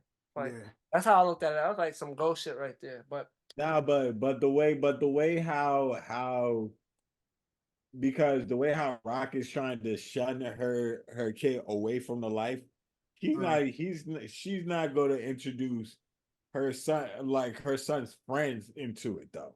Like, I don't think that's going to happen. Yeah, I get what you're saying, because she wanted because she don't want Kanan a part of the game, man. How she tried to keep him away from it. She ain't get like I can see she out the game now. Yeah, she didn't keep, and that's what I'm saying in the sense like he got what's the buddy name? His Spanish buddy, his friend. Fame. She know Fame ain't got it, so she ain't gonna push Fame. Like he ain't about that life. I feel like although Ghost will be Kanan's friend, there will be something in Ghost that remind her of herself. I feel like Ghost will seek her out. He would just see how she moves. Right, and try to be like long to be near her. Mm-hmm. And she'll see that in him and be like, I'm gonna teach him the right way. Like, cause the nigga want to learn the game. He want to be in it. So I'm gonna make sure he like, this is my little man. He gonna be straight. Type shit. But we're gonna see. It's all gonna come out. We're gonna see how they connect. Also, it makes sense because Ghost technically never tried to kill Kanan. He could have just killed him. Maybe it's the love for Rock. Maybe it's the love for Rock. It could be that out of respect for her, he was like, I never took it down. Because at the end of the day, he did try to kill Kanan. Where was that Fiery Building season 3? They did try to kill each other. They got into the fight. Ghost won, and he just lit the building on fire. Yes, so he tried to kill him. Bro, if he really tried to kill him, he would have poured the whole gasoline on him and lit him on fire. You think Ghost would know that Kanan would somehow get out of that fucking room alive? In the back of his mind, yeah. He who's to say like didn't know for sure. Kanan wasn't dead. Kanan was just laid out. Nigga, but you fucking set the fucking room ablaze. What John's saying is he didn't put Kanan under. He could have just killed Kanan. Yeah, he could have just ended it. He could have just straight up ended it. He did something that still gave Kanan a chance. So you could say like it wasn't like a legitimate him trying to do it. Even if he was trying to kill him, he still gave him a chance to escape. Nigga, John, there was a chance for him to escape. But like, John, be logical. If I knock you out and set a room on fire, then I'm setting you on fire, and then that room's gonna go ablaze. Yeah, you start the fire with the person. It doesn't matter if you set a fucking carpet on fire. I'm saying, Johnny, I'm saying, Drew, if I want you dead, gonna be ablaze. Drew, I'm saying if I want you dead, right, and I'm gonna burn this shit down, the way it's gonna come down is because I set your ass on fire. That's what I'm saying. It'll be what you set on fire. I'm knocked out in a fucking room that's on fire. I'm going to fucking burn to death. But it's still like a little bit of empathy there. Like, because I could just kill you, burn the building down, and it's over. Leaving there still gives you a split chance. You can always wake up. Yeah. Bro, you see, it's like boxers get knocked out. Boxers get knocked out for 10 seconds and like 15 seconds, 20 seconds, they back up, walking on their feet. It's like, but for a second, you're like, oh shit, he got put to sleep. See, Drew, you ain't never on some street shit. You ain't never knock a nigga out and then know you can stomp his fucking face in, but just leave him there. I mean, I knock a nigga out, but especially like stomping him out like that. It's like a sense of remorse. Although it ain't the most pleasant, I could make you eat the pavement, but I'm just knock you out, and I'm gonna go about my business. The intent was there, but I just feel like if you really want, that's not a good analogy like that. Because that's what it was. Like I could just kill you. I could have picked up something. I could have shot you. I could have done everything to confirm that you're dead. He's knocked out. He could have just choked him, strangled him to death, and then let the whole shit on and got up out of there. And and get rid of evidence by burning this shit down. Technically, I don't even think he did. I think the fire got lit while they was fighting. I don't think he lit the fire. I don't remember how I think he just left him there. I don't remember too. It's been a minute since I seen that scene. I think they just got into a fight and then the fire started while they was fighting. He won the fight and just left. I don't even think Ghost started the fight. I could be wrong though. I have to see that. I have to see it again. But that's enough of the power talk. Madonna is being sued by 2 fans who basically. I agree with the fans, bro. They suing. What's she being sued for? They suing Madonna for it because they came on late. It's for false advertising. Yeah, she came to the show late and then which ended up causing the show to go a little later than what it was supposed to. Yeah, the show was supposed to start day. The show was supposed to start at 8:30. They're suing it because she didn't get there till 10:30. They had to wait an extra 2 hours for Madonna to get on stage. So they're suing her for false advertisement. So Drew, you agree with that, but when I say they should reimburse us for basketball games when Stars don't play, you ain't on the side of that though. You got me. You got me. Because I agree with you. You got me. I agree with you. And I hate this. This part of the reason why I don't go to fucking concerts because, bro, I'm here. This concert's supposed to be this time. You supposed to come on this at this time, bro. You coming 2 hours late. Come on, man. That's not, bro. Don't disrespect my time like that. I think it's disrespectful to your fans.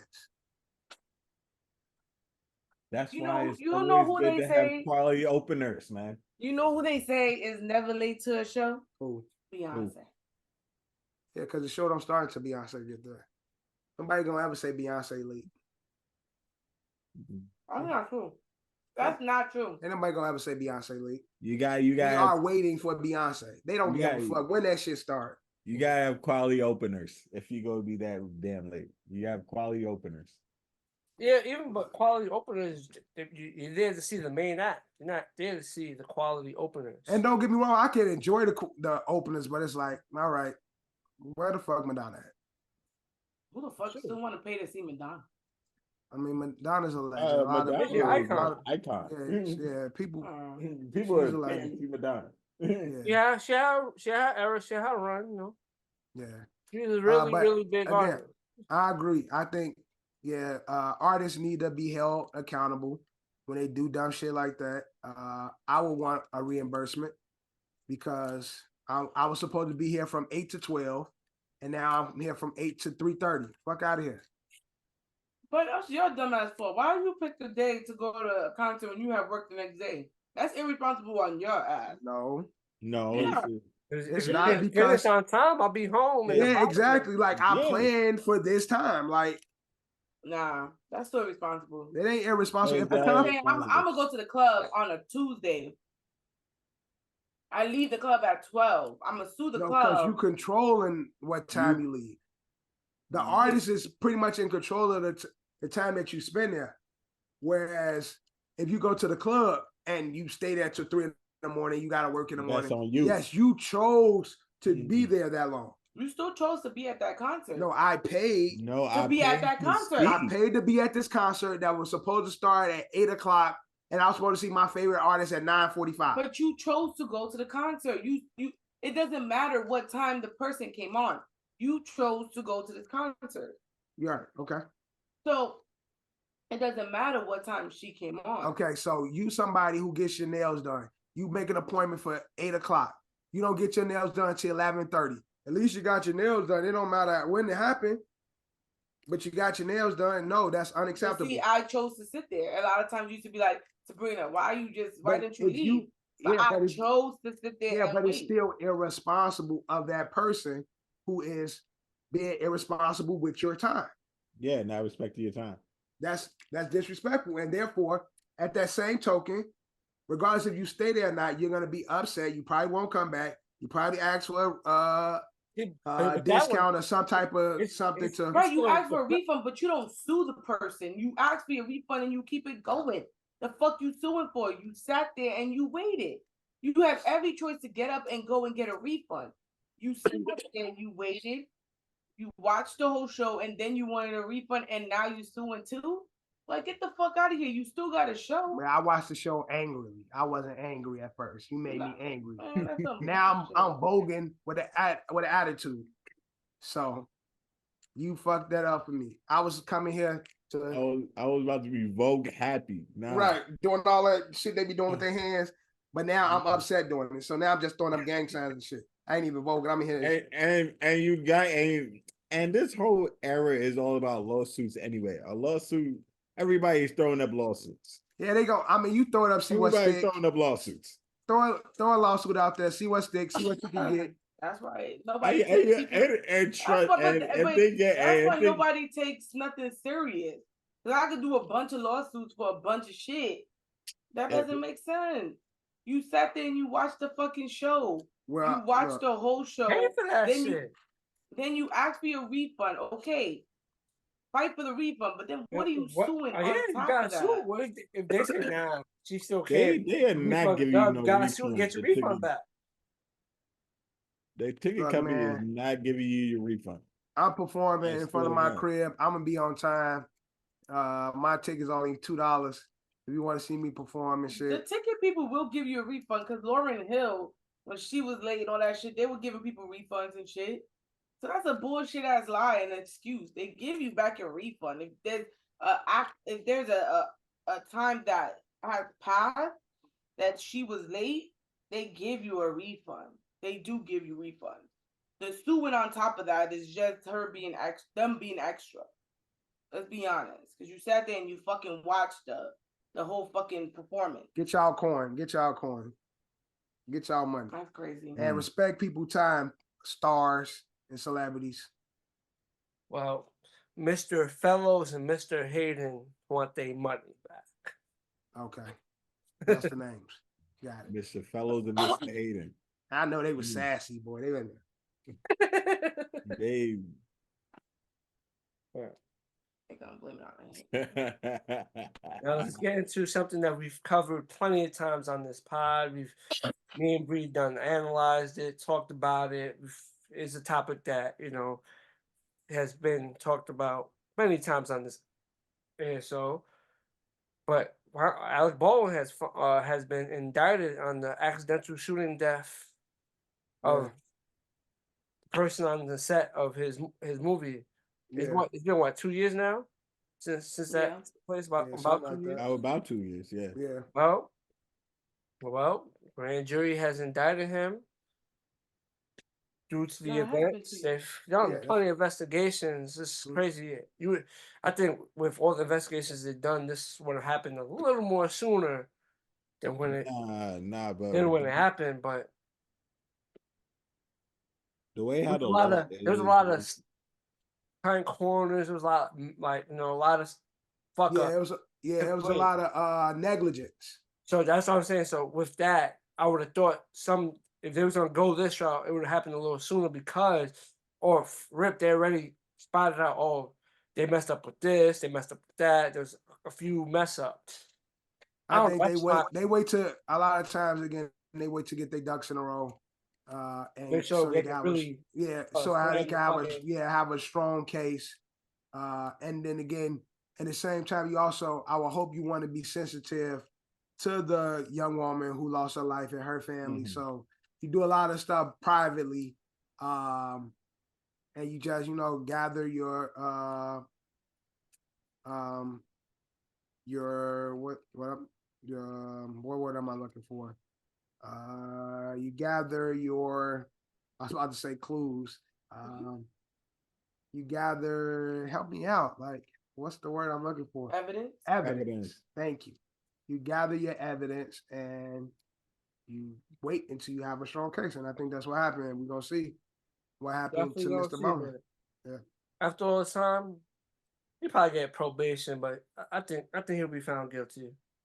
Yeah, I think he'll be found guilty. I don't think he's going to do any jail time. I don't think nothing serious. But I could be wrong. You could be.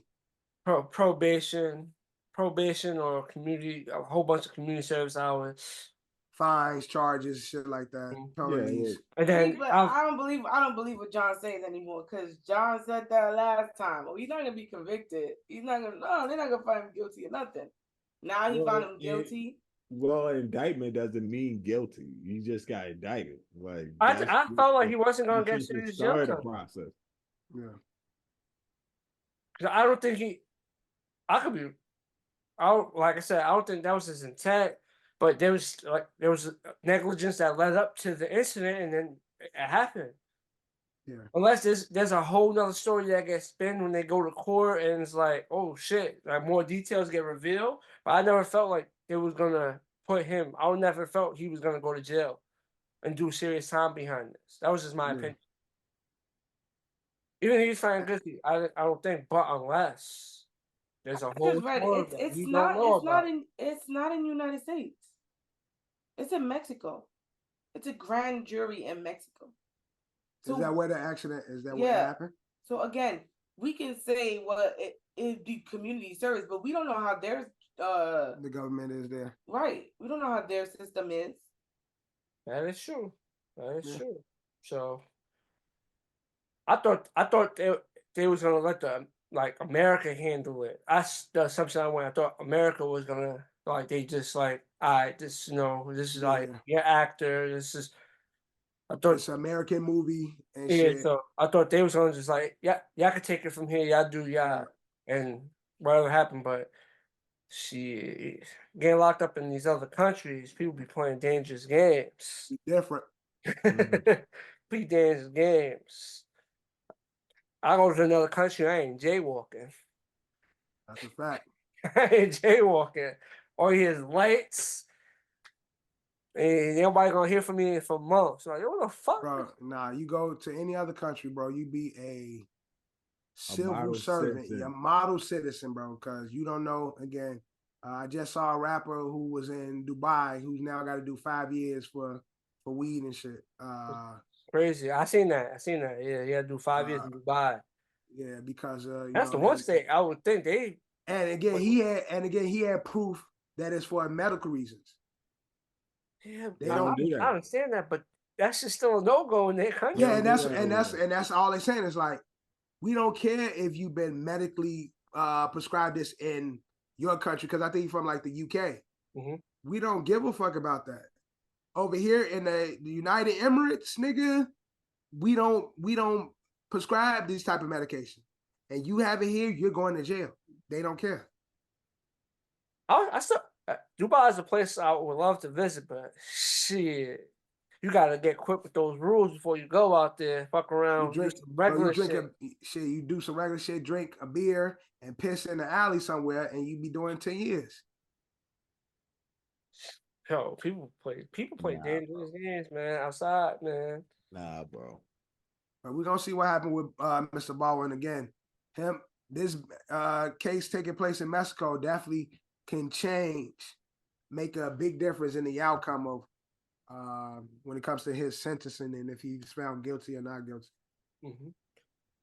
Now let's get into Bree's favorite artist of the new generation, good old Doja Cat. Apparently, she's having some issues with her brother. A restraining order has been filed. Apparently, her brother knocked 2 of her teeth out. That's what it said, or 2 teeth or some of her teeth out. With certain incidents, what's your overall thoughts on that whole situation? They knocked her teeth out? Apparently, allegedly. Yeah, I don't really like to indulge too much on domestic situations, but my sister used to beat me up when I was a kid. Yeah, that means anything. Yeah. My sister too. My sister beat me up too.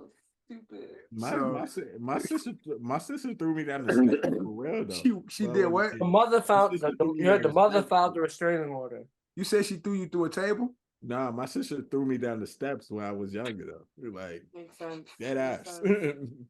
So that look, hurt. Yep, makes sense. I mean, domestic things between siblings definitely happen. My sister used to beat my ass, but I don't think I still don't believe there's no place for a family to be fighting each other and shit. Because honestly, I'm at the point in my life, ain't no coming back from family hitting me, bro. Like, my brothers, I love these niggas to death. Shout out to the Dons. Bro, one of them niggas hit me like a nigga in the street, knocking teeth out, bro. We gotta shoot him. I'm not going, bro. I'm too grown to be fighting my family in that way. Like, so for a Doja Cat brother to think it's okay to punch his sister so hard or hit his sister so hard where he knocked teeth out, bro, Yeah, that's OD. That's OD. That's fucked That's up. OD. And I don't know the whole story, so I don't know what led up to it. Cause she probably, pinched him in the dick or something, or did something crazy. I don't know. She a nut. Like, so I can't say what led to that, but I can't see myself putting my hands on my sister in that way or fighting my brothers in that way. And if it was to get to that, ain't no coming back from that. So yeah, allegedly knocked some teeth out.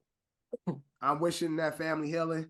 I'm wishing God cover Doja because she been on some nut ass devil shit. So it was only that one record, and that one bro, record that whole marketing for the last joint was demonic. It was one record. Drew, it's more than one record.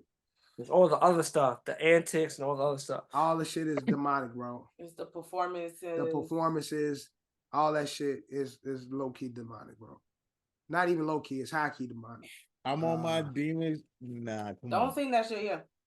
It's one record. Bro. One record, I'm on my. You listen to the whole album. I didn't listen to complete it. Night and day. Yeah, no, listen to that shit. Yeah. Between all them other records and that one record. So that's what I'm saying. The whole marketing was demonic, though. Like, I think so. That was the lead music video. And does he not understand the marketing? Does he not understand what marketing is? Fuck? The other stuff, the popping up at the red carpet. Yeah, like it's all demonic. All right. That was a whole how it was packaged. Mm-hmm. Like she a super troll, but that's how she packaged that album. One video was crazy. And even with the that devil song was crazy, but then she had the big song. I'm a devil. Yeah. Everything is the theme. The theme was that. Yeah, you know the song. You be shaking your ass to it in the mirror. He do. Yo, I don't care. That album fire. Okay, album fire. That album fire. Listen to Scarlet. That album fire. God fearing brother. I'm not in. It's not. I'm not. You can be a God fearing. Y'all can be a skip. Which was that song?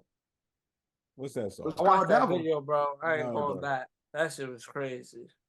Yeah, and ever since then, Johnny been acting real dumb. Yo, listen to Scarlet. You'll change your mind. Nah, don't listen to anything in this house. I'm good. She ain't gotta listen to it in this house. You know, the spirits carry. You know what I'm saying? I can listen to it outside. That shit still my house try to walk in here. I'm not with that. Drew, it's okay. You're getting supernatural, put some paint the door, some holy water. You good, bro. You good. I like to paint the sound red. I like all my things. That's not no devil song, bro. Paint the Town Red ain't no devil song. Okay. I previously mentioned how, good old Cat Williams set the tone for 2024, and 2024 has been in shambles. Celebrities, just beef everywhere. Everybody going at each other. But Marlon Wayans had his take on the whole black man in the dress, and he's basically talked about how it's art. Man, something comedians do. What's your overall take? They basically say what Marlon Wayans says is like the fucking what was the radio host asking about putting on the dress, and since he wore a dress for white chicks, so he was on the stance was like you guys making it all a bad connotation where everybody with like just black people wearing a dress. Nah, it's not just black people wore it.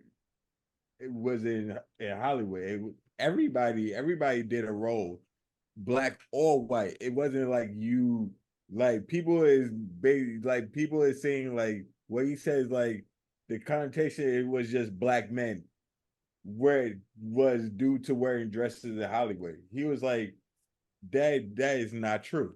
Everybody did that type of role in Hollywood. But he said it's like we put the negative connotation and stereotypes solely on black men when it comes to being creative, where you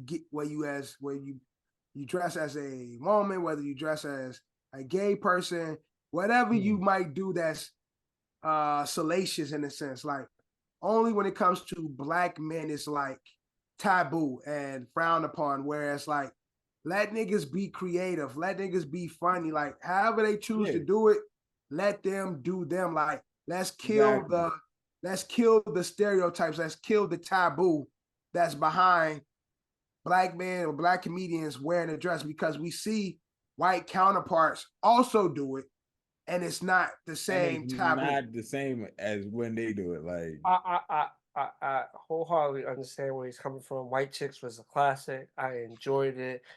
Hilarious. But comedians don't gotta you don't gotta get put on a dress to be funny. And one, you don't have to, but you can do whatever you want. Go ahead, John. I'm gonna let you go. Is Ving Rhames a comedian? No, he's not. And yeah, what's the name of the movie? I've seen the movie. Holiday Heart. Yeah. Mm-hmm. But that movie, that's a bad example, John, because that was never supposed to be a comedic movie. It's about he's saying he's saying it's a black man in a dress. They still put they a black man in the dress. They gave the pass towards the comedic. It's art for the comedian. He's not a comedian, but they threw a black man in a dress, correct? Because he took that part again because for a bigger picture. It's a powerful role though. Like he in a dress, but he took this Ving Rhames, and I said this other day, Ving Rhames is as last thing Ving Rhames ever been in Hollywood or known as is a bitch. Like but even in Holiday Heart, he was a boxer, and that's how he met his husband. He dressed as a woman to show that there was nothing wrong with being a drag queen. Yeah, it wasn't supposed to be comedic, nor was it was supposed to show light that to black men you could be a drag queen and not be afraid of it. John is saying, not to take the comedy part away from it. John is saying they always put a nigga in a dress. Yeah. Right, but this Wesley Snipes ain't a comedian. Wesley Snipes ain't a comedian. Tu Wong Fu. Yeah, but Wesley Snipes also done comedic roles though. But what he's saying is, and even and that's what I'm trying to take it away from, because Marlon Wayans is saying, kill the taboo of everything, whereas we allow other artists to be free, to be expressive and creative, whichever way they see fit, and there's no stereotype that comes attached to it. I completely understand that, but the thing is, the issue, the disconnect is where it's not the actual comedian or the actor that is being forced upon it. So the counterparts that they say get praise, they ain't coming out talking about, they forced me to do this, they forced me to do that. Before Cat Williams said what he said, Dave Chappelle said it years ago. They said for the scene in Blue Street, they wanted him to wear a dress, and somehow they wanted him to wear a dress and then be some shit where there's a jail escape scene in Blue Street. He's like, that shit make no sense. They sent everybody they could to try to convince him to do it. And once they finally figured out, like, it's a dub, like, he's not doing it, they had a script within like that. Like, the script that was already supposed to be how it was ready. Okay. So basically, I was really trying to get me to wear this dress, and I'm telling you, no. So that's a contradiction. That's a contradiction, John. Not a contradiction. Let me tell you why. Force him to do it. That's why it's £5. But let me tell you why it's a contradiction. Because if they didn't force him to do it and he still got the role, then the other ones are not being forced either. Wesley Snipes said he thought it would just be a good comedic thing for him to do. So that's why he put on a dress. Ain't nobody forced him to put on a dress. Ain't nobody forced Martin Lawrence to put on a dress. Ain't nobody forced Eddie Murphy to put on a dress. They just thought this was a creative way. Nobody forced Wayans, the one that used to do the gay, to act like a female. Oh, Damon Wayans. Nobody forced them. It was his idea. The problem we have here is that the fact that they say it's my idea, then we turn around and say, well, that's some coon ass shit. And it's not. It's creative. To me, Holiday Heart was one of the biggest Black movies we had. White Chicks was one of the biggest movies we had. Again, that role that the Wayans brothers played has become a staple in history. Again, that gave them living color. So to me, John, for you to be saying it is they being forced when no one's forcing them to do anything. He brought up Dave Chappelle. Again, they write a script. They do rewrites all the time. If it was a deal breaker, then they would have said, Dave, you can get the fuck out of here, because Dave Chappelle wasn't nobody. At that time, no, he wasn't. They could have got somebody else to wear that dress and do all that shit. Dave Chappelle wasn't Dave Chappelle. He was a up and coming comedian too. So for them to be like, this is what we want, and they be like, no, that's a no-go for me, and they rewrite it to, all right, here's the compromise, then there's no forcing. Yes, they could have been like, this is what we see, this is what we think is funny, this is the joke that we want to put on. But if it was a deal breaker, they would have said, you know what, Dave, this is what we want. We're going to go with fucking, I don't know who else was an up-and-coming comedian at that time during that era. But Dave Chappelle wasn't nobody who had weight. It wasn't like this was fucking Eddie Murphy, who they was trying to put in the dress, and Eddie was like, I'm not doing it.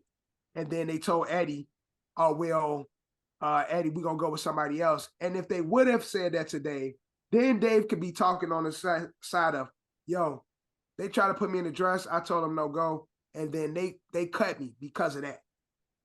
Now you got a real fight. It's like, yo, why y'all so pressed about put me in the dress? Right. He still got the role. They rewrote whatever and did whatever they needed to do to keep him in the movie. Right.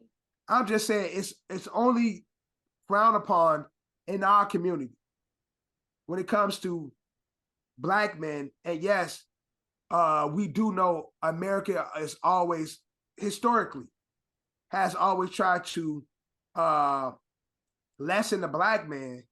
But when it comes to these actors in particular, a lot of times these niggas have creative freedom and they can do whatever the fuck they want, because for the most part, everybody that we spoke about damn near do most of the writing for the shit that they are part of anyway. Yeah. Eddie Murphy hires, plays every character, do the writing. Like, these niggas got power. Marlon Wayans, the Wayans have they do their own shit.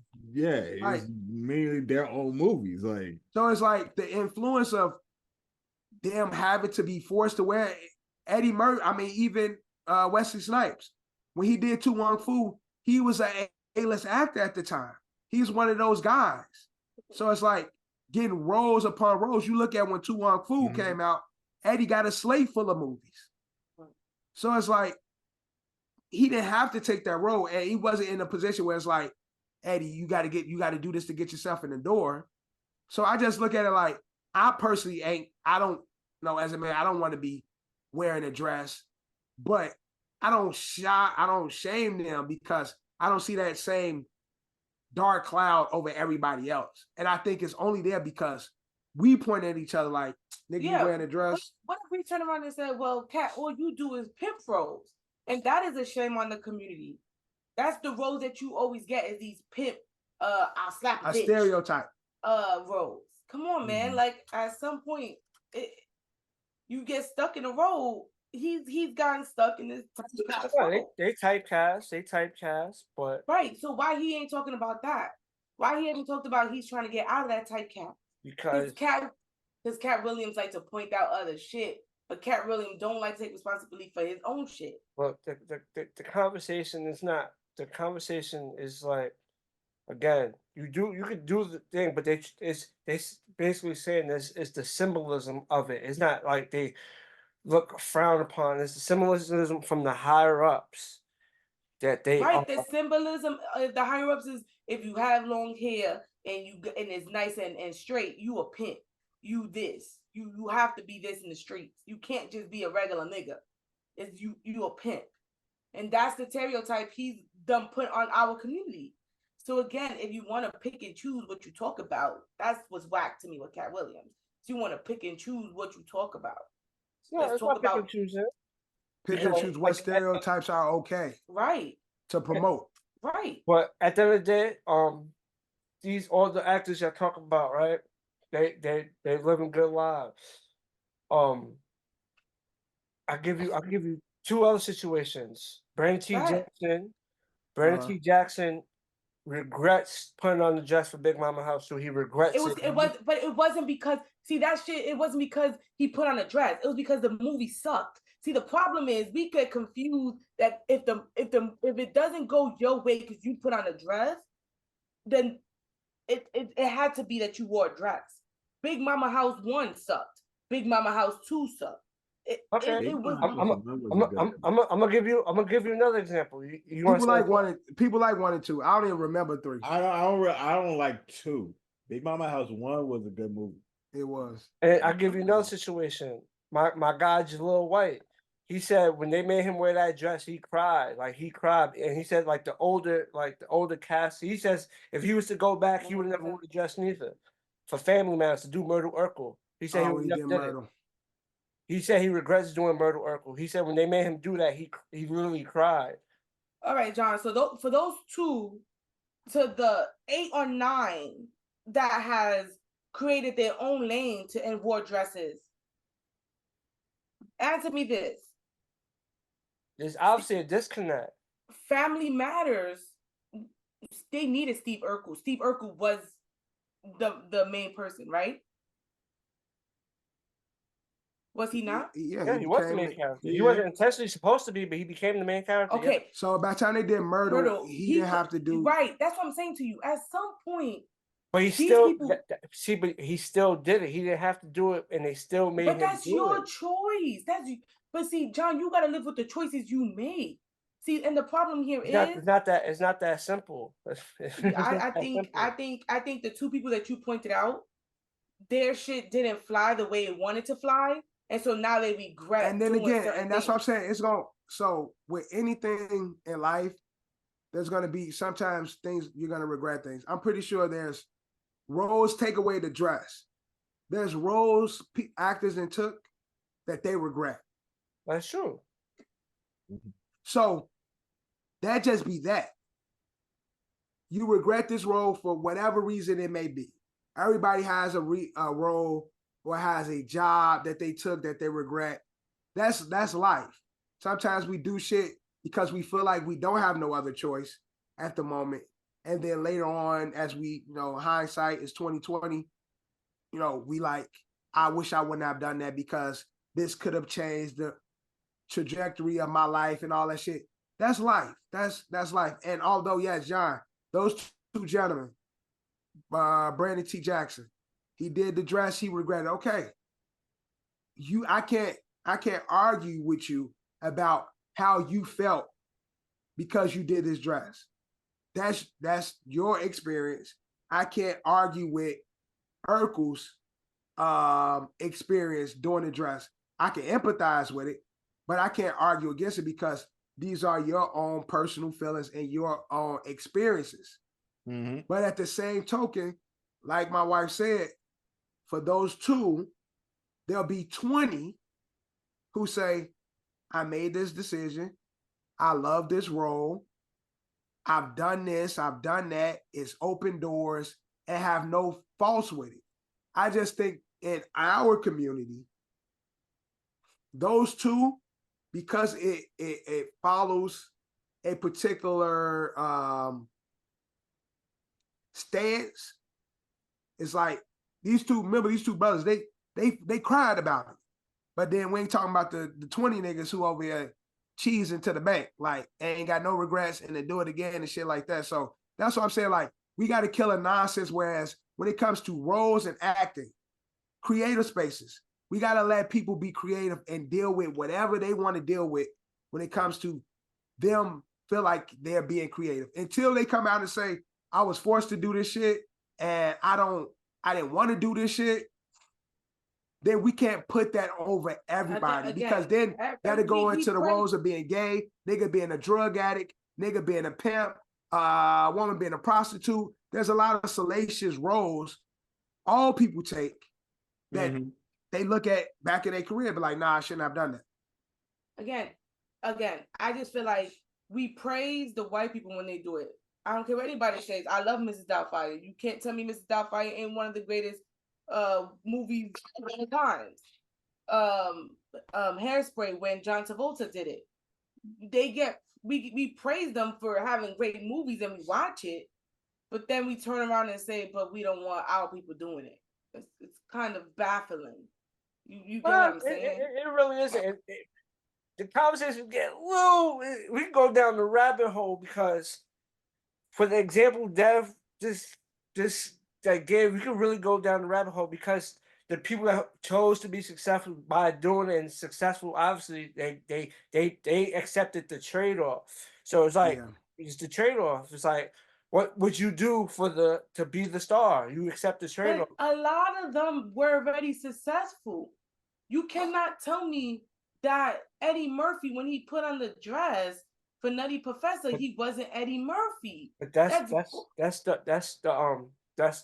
basis of the foundation is, all right, if you made the choice, people are trying to tell you, if you make the choice, that's fine. If that's what you choose to do, you choose to do. But they trying to tell you it's not that clean cut. The people that speaking now is telling you it's not how they're making it seem. They're saying they're, even as successful as you are, they're trying to still force that upon you. You could, I'm not saying, hey, Marlon, he made White Chicks was a classic. Yes, they chose to do that. Yes, okay. They chose to do, that's the process they chose to do. But the thing is, even with them being as big as they are, the question is, if they choose to do it, that's fine. But why is it still a heavy push from writers, producers, directors, people from behind the scenes to push the person to do it? That's the disconnect. Hey, if you want to do it and the movie's fire, that's all that's all towards you. But see, I think it's only it seems as though it's only a push because we highlight it as a push. Whereas no, it's not it's people speaking out. That's why it's so that's what I'm saying. People are speaking out, but they're speaking out in a sense of saying in a negative connotation, whereas this is the market. This is the roles and shit like that, where it's like our other counterparts are also dealing with it, but we the only ones who be like, nah, this ain't how it should be.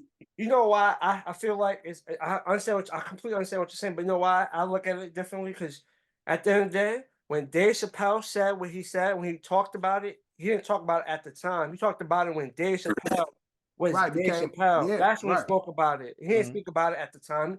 When his name was up there, that's when he spoke about it. But nobody said a thing or responded to him. No. Okay. When he said it, nobody said a thing or responded to him when he said what he said.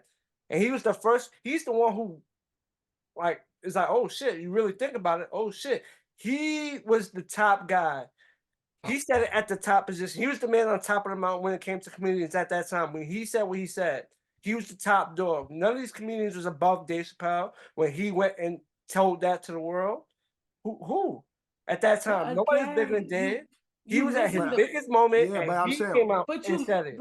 But you're missing the point. He still fought for it, and they didn't cut him, John. So at some point, you make that decision.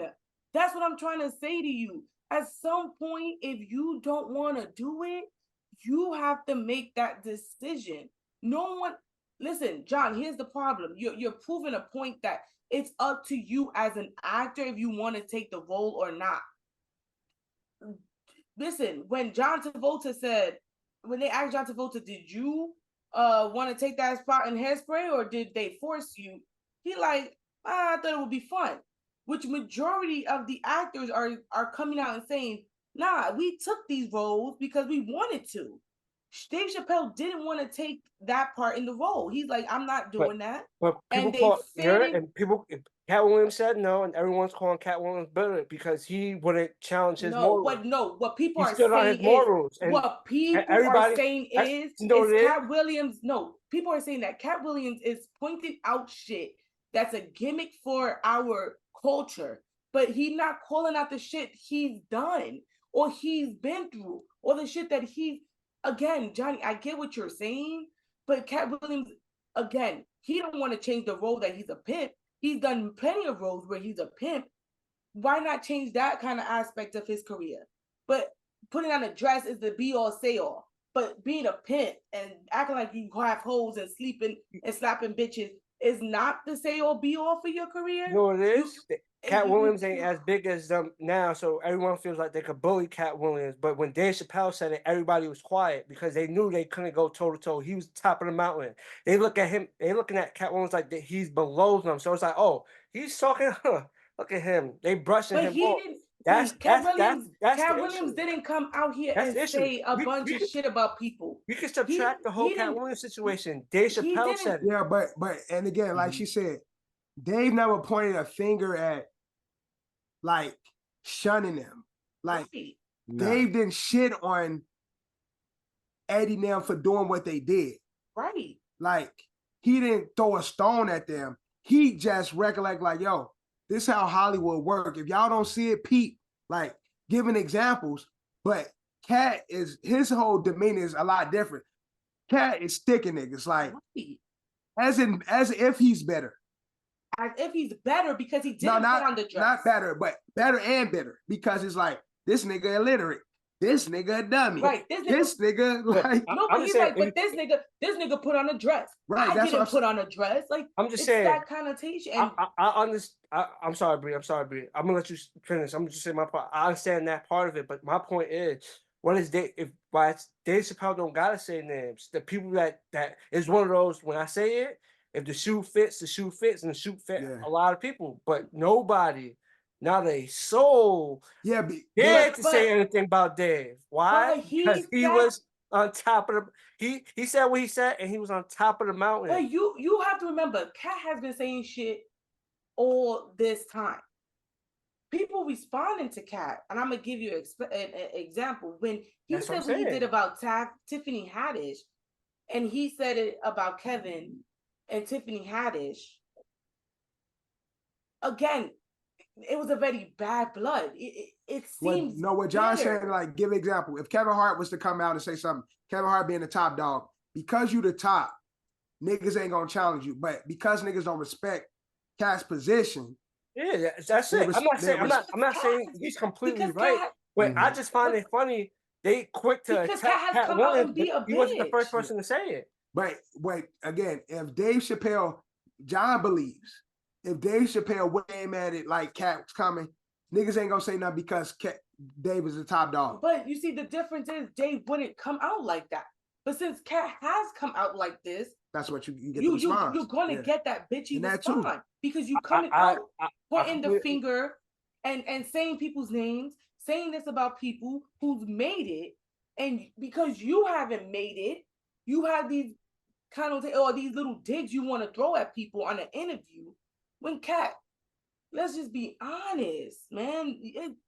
It's not, your career hasn't gone down because you didn't put on a dress. Your career ain't what it is because you get typecast. So let's not do that. Well, what he defines as his morals. But see, that's a contradiction I find. It's like, I don't allow my morals to do certain things, but you still take stereotypical roles. Mm-hmm. So it's not like, you know what I'm saying, like, you might not have been this stereotype, but you've been other stereotypes. Is not that much better. Yeah, exactly. So it's like, listen, we all know it's the pot calling the kettle black. We all know the Hollywood game is dirty. It's Holly weird, but that's the dirtiest game. I'm just saying, I just find it funny. Cat Williams wasn't that's what I'm saying. Cat Williams, Let's forget about the messenger. He came at people. That's fine. But he's basically telling you that people that they're gatekeeping. That's what he's saying. No, it's crazy. When Dave Chappelle responded to Cat Williams, he all his message was he just felt like he should have never came at the comedians. But he never challenged the actual message. He just felt like he should have left. Yeah, and again, that's perfect. I can't challenge the way you feel, but you coming at niggas, and therefore that could have been the same case with Dave. Dave did nothing but respect the OGs before him, the niggas that he came up with. Dave has never disrespected anybody, and so although I don't agree with your messaging, I can respect what you're saying. And I think the issue with Cat is not only you trying to give us a message, but you disrespecting the field at the same time. You disrespecting your brother. And he could be warranted because based on what he's saying is, y'all niggas don't respect me, so why should I respect y'all type shit? But none of them has been mentioning you. Nope. And so motherfuckers be gatekeepers, man. The gatekeepers be keeping people out of position. If you ain't part of the team. My whole take is solely I'm not just saying he's 100% right, but I'm just saying stereotypically there's like taboos that we put in Black culture and it's not held to the same aesthetic with everybody else, and it's solely us doing it. Yes, we don't want to be slaves anymore. I'm tired of seeing slave roles. I'm tired of seeing pimps. I'm tired of seeing prostitutes. I'm tired of seeing gangbangers. Yes, I'm tired of seeing them shits. But at the same time, I'm not looking down at you because you took that role. I'm just tired of seeing that look. But I'm not looking down at you or shunning you for taking that role, because who would have known Chris Rock took the fucking crackhead role. What you can't tell what the trajectory of his career is going to be. Chris Rock is one of the biggest comedians in the world, but he started off and he took that role and he felt that was the role for his career, and maybe he might regret Pookie, maybe not, but he took those roles in hopes that he'll get to where he goes, where he feel that he needs to be. Brandon T. Jackson, Jaleel White, they all took roles that they thought will help them. And hindsight is 2020, because we always go back and say, damn, maybe this was the reason why my shit didn't go this way. Maybe this the reason. Maybe you wasn't a good actor. It could have been one of them. Hindsight is 2020. And so when we do this in our culture, a lot of times it's like, again, you took this role, bro, and I'm not gonna try to devalue your feelings. I'm gonna be empathetic of it, but don't cover this. Don't overcast everybody because of your experiences going this route. Listen, I completely understand what you're saying. With the whole Cat Williams situation, I looked at it when obviously similar situation, but he wasn't as funny. But when Kwame Brown finally started speaking back after all the years of people saying he was trash, he was hilarious. People been talking shit. Then when he started talking shit, holy shit, it was like everybody came back at him. Like he just but that's what I'm saying. It's documented that niggas been talking about Kwame, a bust, all that, Kobe, making him cry. It's been like that's been his career. Yeah, but obviously the I haven't heard much about Cat Williams by these other guys. Yeah, if you go around, you see. I'm not saying the other guys was always the instigators, but if you go back and look around, obviously he said Cedric basically told the lie when he was on Shay. That's why he addressed Cedric how he addressed him. Right. Because he said he went and said, that like they had already chalked it out behind the scenes allegedly. Right. You can be lying. I wasn't there, but he responded to them because he said they did it. They talked it out. Everything was good, and he went on Club Shay Shay and told a different story, and that's what triggered him to be. But again, I think if he was in a different position, I think it'll be viewed a little differently. Maybe he went a little too far with the stuff that he's like, that he murked the message a little bit. He made it a little murky. Like he talked some real shit, but with him coming at everybody else, made it a little like, blurred the line. Shit get lost in translation when you don't properly. That's unfortunate. Like that's why when you have like a message and trying to deliver a message, keep it like it's not wrong with getting a little, dirty with your like. If it has to, it is what it is. It's the truth, or how you perceive the truth. But it's just like So what was the point of him talking about Kevin Hart? What was the point of him talking about other actors that never said nothing about him? If Cedric the Entertainer said something, Johnny, cool, 100%. Speak on it. Resolve that shit. But what's the point of you putting down Kevin Hart's career and everybody else's, like he tried to do? The gatekeepers. What's the point of that? What was the point of him saying he didn't put in time in LA, but because he was in New York at the time? Well, he put in time. What was the point of that? See, and this is why people are saying he looked like a lame, and now he's doing a tour going around talking about people. Here's the problem, Johnny. No one take you serious. You did that interview, cool. You said what you said, cool. Leave it like that. But now you're going around every interview saying the same thing or going deeper. Or why? Why are you being a little girl about it? You said what you said. You did what you did, cool. But this is why people looking at Cat as a clown, and what he's saying, they taking it with a grain of salt. Because now you capping on these so-called secret things that happen in the industry. That's why you look like a little girl. You look like you doing a tell-all book. The shit it's not cute, and that's the problem. It's not supposed to be though. It's not supposed to be. These people be moving foul, and people be shocked that people we like be moving foul. Some of the people that we really enjoy watching, listening to, be really moving foul and be doing dirt. And then when someone comes out and tells you they're doing dirt, everyone gets mad at the person for exposing the dirt. People we like be doing dirty shit. They be foul. No, niggas. It's niggas unfortunate, but it's the truth. Some of your favorite people ain't I'm not saying some of your favorite people ain't the best people. Like, you love them, they ain't the best people. What, again, going back to that, it's like, you said your message. Now don't make a tour of it. Like, I get Bree's point. With that, it makes it seem a little more gimmicky. If you go that route, it makes it seem more gimmicky, and it dilutes and makes the message murkier. So it's like what you was really doing. I completely understand that.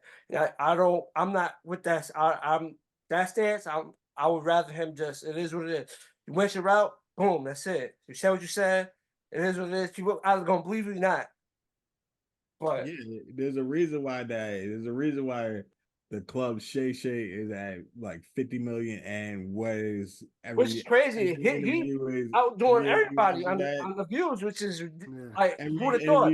After that is like you're spinning your wheels right now.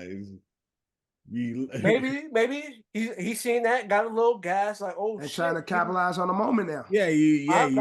That's a possibility. Like, you try to catch lightning in a bottle twice, but I'm about to go crazy now. Yeah, and that's it's fucking up the message. Like you said, unfortunately, and a lot of people look at it like shit. I don't look. It could be the truth because we know a lot of Hollywood shit be happening. But again, now you said it was a big moment culturally. Now what's next? Okay, a part 2, a part 3, like she said, a tell-all. Like, I got more stories. It's like, he probably do got more stories. Yeah, he probably do, but now he's in the game. Be a comedian. Be a comedian. Do a stand-up. Like, you got our eyes. Tell your jokes now. You got the floor. I agree. Listen, I'm not saying everything he said was true. I'm just saying Hollywood's a dirty game, man. It worked. He has our attention. What are you going to do with it now? I don't know, man. Well, we can agree and disagree. I don't know what would be agreeing and disagreeing. I guess. It will be agreeing and disagreeing on the whole perception of the whole dress thing. Yeah, I'm over that. Like, bro, it's so many different. If that's the case, if we're gonna pick that one, then we got to pick all the stereotypes. We can't be the pot calling kettle black. Oh, how I missed arguing with Johnny. It's okay. It's a staple of our show, Bree. It's a staple of the ASO. It's a staple. Maybe she get our fan back. All right. I'm gonna get the whole. What was it? Scatterbrain. Scatterbrain. There we go. Maybe And you kept cutting me off too. Yeah, Scatterbrain. this one. So, I can admit, Bree, I cut you off a couple of times with this one. But so usually I let you. This I be let prime you for say bro what to you come said. back. This whoever it was. It'd be prime for him to come back. Yeah, like this time I can admit I cut you off a couple of times. But I apologize, Bree. But for the most part, I do let Bree say what she gotta say though. Right. But all right, y'all want to get into the game or? Quick question: who's the biggest star, Quavo or Chris Brown? Chris Brown. Chris Brown. Done. Quavo. Done. Okay. Yeah, I don't think Quavo got in the bag. At a point, he was really big though. Quavo was big, but he was never. That's not Offset, right? No, not Offset. Oh no, I'm sorry, my bad. Offset. Quavo. Quavo's Quavo's none of them were as bigger than. Yeah, and y'all see Takeoff got the wax. Y'all see the person did. No, it's crazy. That was fire. A person did it. That wasn't even dumb. It wasn't two songs. Whoever. An independent artist did it. That person cooked that shit. Nah, that shit was dope. That shit is ideal to I don't know if he's gonna give it to either Offset or Quavo, or he's gonna try to sell it to Madame Tussauds. But that was good. That one was a good one. I guess to get the good wax, you gotta go independent. Yeah, I guess so. But yeah, that was we can move from that. Chris Brown, Quavo, Chris Brown. All right, so we're gonna do ASO Culture Dash Super Bowl edition. So okay. It's gonna fit. So for Culture Dash, Drew ever played Culture Dash? I don't think so. Now we kind of did something similar to it. We did something similar in the OSA though. So basically, you got a time limit. You got to name a certain amount of songs, and the time it dips down. But this is going to be just a straight, a straight lightning round. That's going to start off with a low amount of time, in the usual 30 I give y'all. But I'm gonna give y'all. All right, so in 20 seconds, got 20 seconds to name 12 Usher tracks, the halftime performer of the Super Bowl. Y'all got 20 seconds to give me 12 Usher records. Together, Drew. Yeah, as a collective. So it's y'all on teams. Y'all got to name 12 Usher records. Okay. Damn, 12 though. I was gonna say 10, but 10. I think 10's a little light. So 12 makes it 12 is a weird number. So it makes it together. We're doing this together. So it's y'all versus the house. So y'all got to give me 12 Usher records and. Should I give that 20 or 25 seconds? I say 25. 25? All right. So I'm going to get the clock started. This is Tell us lightning round, Super Bowl, a special edition of the Culture Dash ASO. So I'm going to get the clock ready. Damn, 25 seconds. 25 seconds is 3 brains. Oh, Jesus Christ. 12 records. I think it's going to be. Let's go. Let's cook. All right, let me know where y'all want me to start it off, and I'll hit the start, and then y'all gotta start naming the names. We ready? Just count us down. Ready. All right, 5, 4, 3, 2, 1, begin. You make me wanna. My boo, you make me wanna. Confessions 1 and 2. Burn. You remind me. Without you. Moving mountains. Love in his club. Daddy's home. Yeah. Daddy's home. Yeah. He said yeah. Yeah, it's one. Lovers and friends. Oh, y'all did it with 1 second on the clock. Y'all got 12 with 1 second. No, it's crazy. No, you got it bad. Nice and slow. Yeah, we have depression. Right. It's the clock. You instantly go brain fart. That's what I said. It makes it fun. Yeah. That's why I did a lightning round. 12 songs, 25 seconds. No certain time. Y'all got it with 1 second left. Yeah. I'm not gonna lie. When he said it was like 4 seconds left, and then Dev was like, "Yeah, that's one. I'm like, I don't know. Yeah, because when he said yeah, I forgot yeah was a song. So I'm like, I was thinking that I would just say yeah for no reason. So when he said yeah, I'm like, yeah, like Yeah, what are you saying, I nigga? could have went off the Confessions albums. I could have went Caught Up. But that's why I was trying to think Confessions. That's where my brain Lovers went. and Friends. Yeah. I was gonna say, I don't mind. That's a Usher song. You Remind Me. It's a lot I of said you remind me. She said you remind me, but Superstar, Truth Hurts. You got what's on that album? Can You Handle It? You got Throwback. My Way. Mm-hmm. Don't Call Me a Mac. Old school Usher. But yeah, we did it. So good shit, team. We did it. Super Bowl coming up. These niggas gonna owe me money on the seat on the OSA, but we'll keep that conversation over there. You know what's crazy? I should have made it even more. I could have made this a little crazy. I could have been like, name a set of songs that y'all think is gonna be played on the Super Bowl and gave y'all a time limit. Nah, that's I've probably been a little crazier.